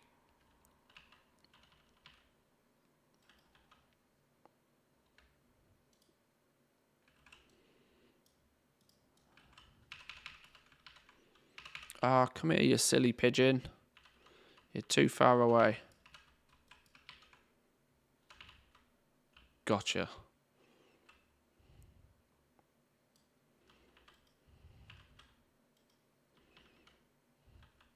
The weekly profession weeklies are 125 rep for most professions, being higher for something like enchanting that doesn't have a crafting order weekly. Oh, there we go. There's your answer.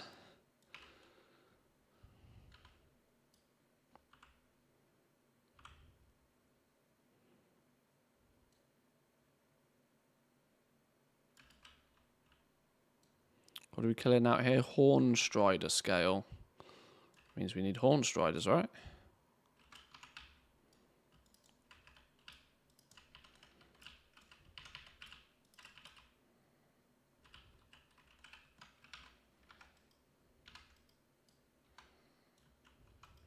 I love that button. It's not quite as cool as Convoke, but it's up there. I know I say this every time I press the button, but it makes me smile every time, so. There's our Hornstrider scale, an Otuk heart.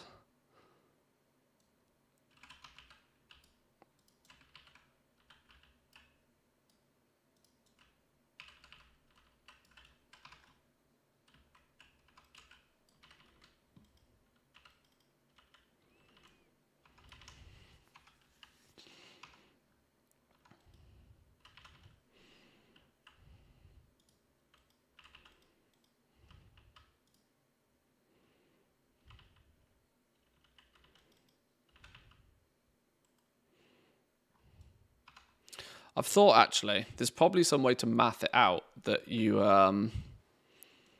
because there's probably, with this word of a worthy ally business, it's probably sensible to leave these quests until almost the end. Because you probably want the time-gated reputation, like world quests and stuff, to use up this bonus, or any rep tokens from alts or anything like that. Then once you've, you know, exhausted all of those time-gated stuff, then you probably want to come out and do quests or something. I don't know how much reputation you get from quests. It's probably too much like hard work to math it out. It might just be better just to do it. Not worry about it too much. It is an alt after all.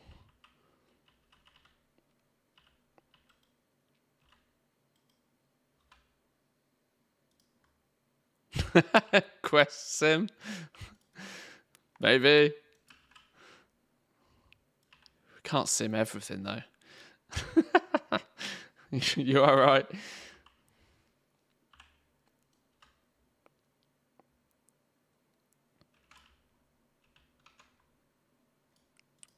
Right, what are we doing with these fellas? Killing a bunch of stuff.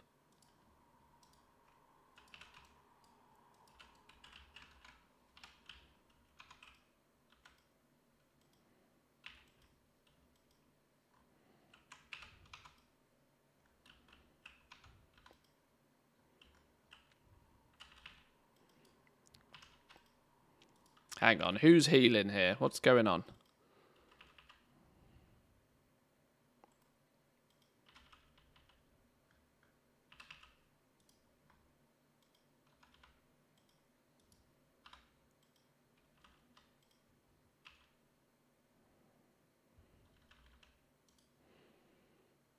"19 supplies in one pull." That's what we like. This is why you wait till you're level 70 to do all of this. Much easier than trying to do this whilst you're leveling.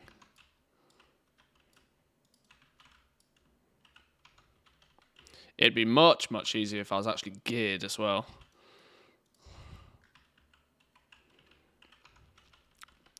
But they've nerfed the cobalt leveling, so if you haven't already, you're probably better off just questing like a regular person again. Fun detected a little bit nerfing that, but I kind of knew it was coming. Leveling that fast, leveling from 60 to 70 in an hour, like 8 weeks into the expansion. Yeah, maybe that's a little bit fast. Blizzard would like you to play the game for more than about 3 hours before being completed, I would imagine.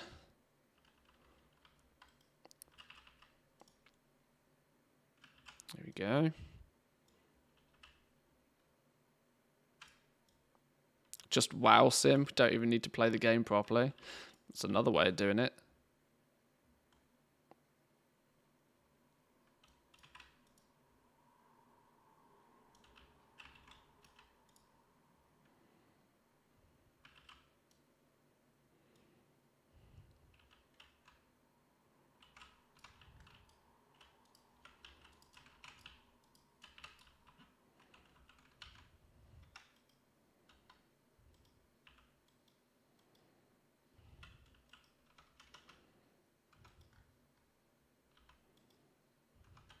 Oh, I've just realised actually something I should be doing, probably more than this, is doing my 3 hunts. Because they're incredibly good, both reputation and obviously then we get a bunch of tokens. That's probably a higher priority than doing these quests. Oh, 2 minutes for the next rare as well. Ah, there's almost too much to do. This is why I've had so much fun, I think, so far in Dragonflight.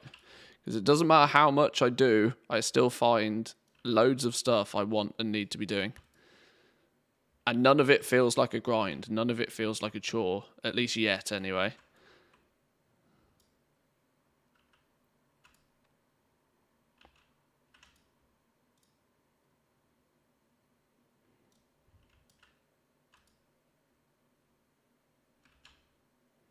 Right, let's where's the next rare? Waking Shores. Let's head down to the Waking Shores. We're not far from there anyway. Where are we going in the Waking Shores? We go in 55.72. 55.72 is around here somewhere, right? Ish.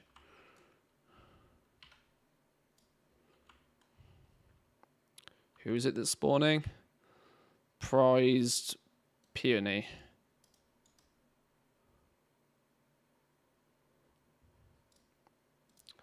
What does what are we saying over here? Prized Peony. Dragonflight rare rotation. Oh, here we go. Even all the things has got a big old blurb about it. Hang on, we'll read that in a minute. Alt right click to plot waypoints. There we go.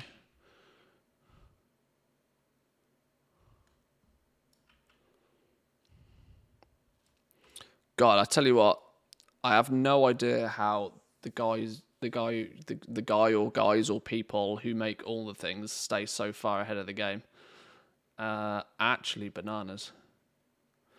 Every 30 minutes, one rare will spawn based on a fixed 14-hour rotation, and they'll be marked with a skull on the map if you are in the respective zones. Rotation is 1, 2, 3, 4, 5, 6, 7, 8, 9, 10, 11, 12, 34. There you go. 28 different rares on a rotation. Example, Polyp spawned at 8 AM, so Rockmore would spawn at 1 PM. Polyp's next spawn would be then at 10 PM. Clever. Clever. How the hell people figure this shit out?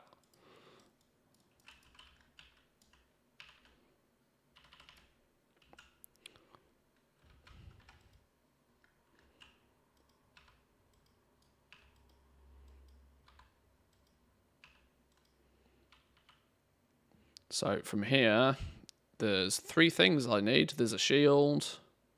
There's a Drake manuscript. There's 2 Drake manuscripts.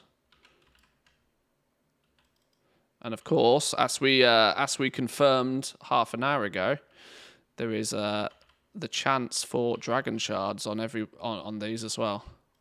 I'm not going to go as far as to say on every one of these, but I mean this has even got it in the in the list here for. So I do suspect that most of these can drop dragon shards.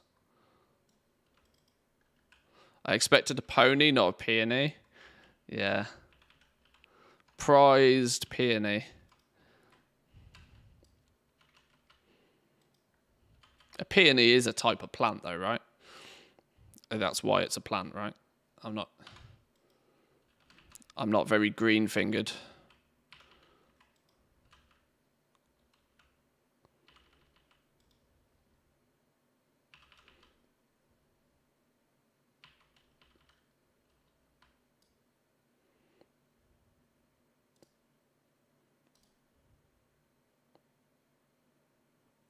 Can I do some looting, please? 2 Primal Chaos. Yeah, these are giving me Valdrakken rep as well. I absolutely should be doing these on my main. Because Valdrakken rep is the annoying one. I'm not a fan in any way, shape, or form of grinding keys, so this is a better solution for me, I reckon. Alrighty. Right, well, I think, boys and girls, as my plan of action now for this character, for the most part, is just to keep pushing reputation on these. I need to get my centaurs done. There's a bunch of stuff. I might leave it there for today. And in turn, actually, because it's Friday, right? That's going to be it for the week now. We will be back. I've got quite a busy weekend, so I don't think I'll have much opportunity to stream over the weekend, even though I know Twitch drops and stuff are on, and it would be smart if I could, but I'm unfortunately a busy man at the moment. So I will love you and leave you until Monday. We'll be back at this on Monday. I'll probably try. I clearly have a good plan of action for a little video today talking about these for many reasons. So stay tuned, stick around, keep your eyes open on YouTube for a little video later on today. Make sure when it pops up, you give it a like, you leave a comment. Let me know what you think. I'll try my best to remember to put like links to the week auras and stuff in. But yeah, have a good weekend, boys and girls. Have fun, play safe, and I'll see you all on Monday. Have a good one. Peace.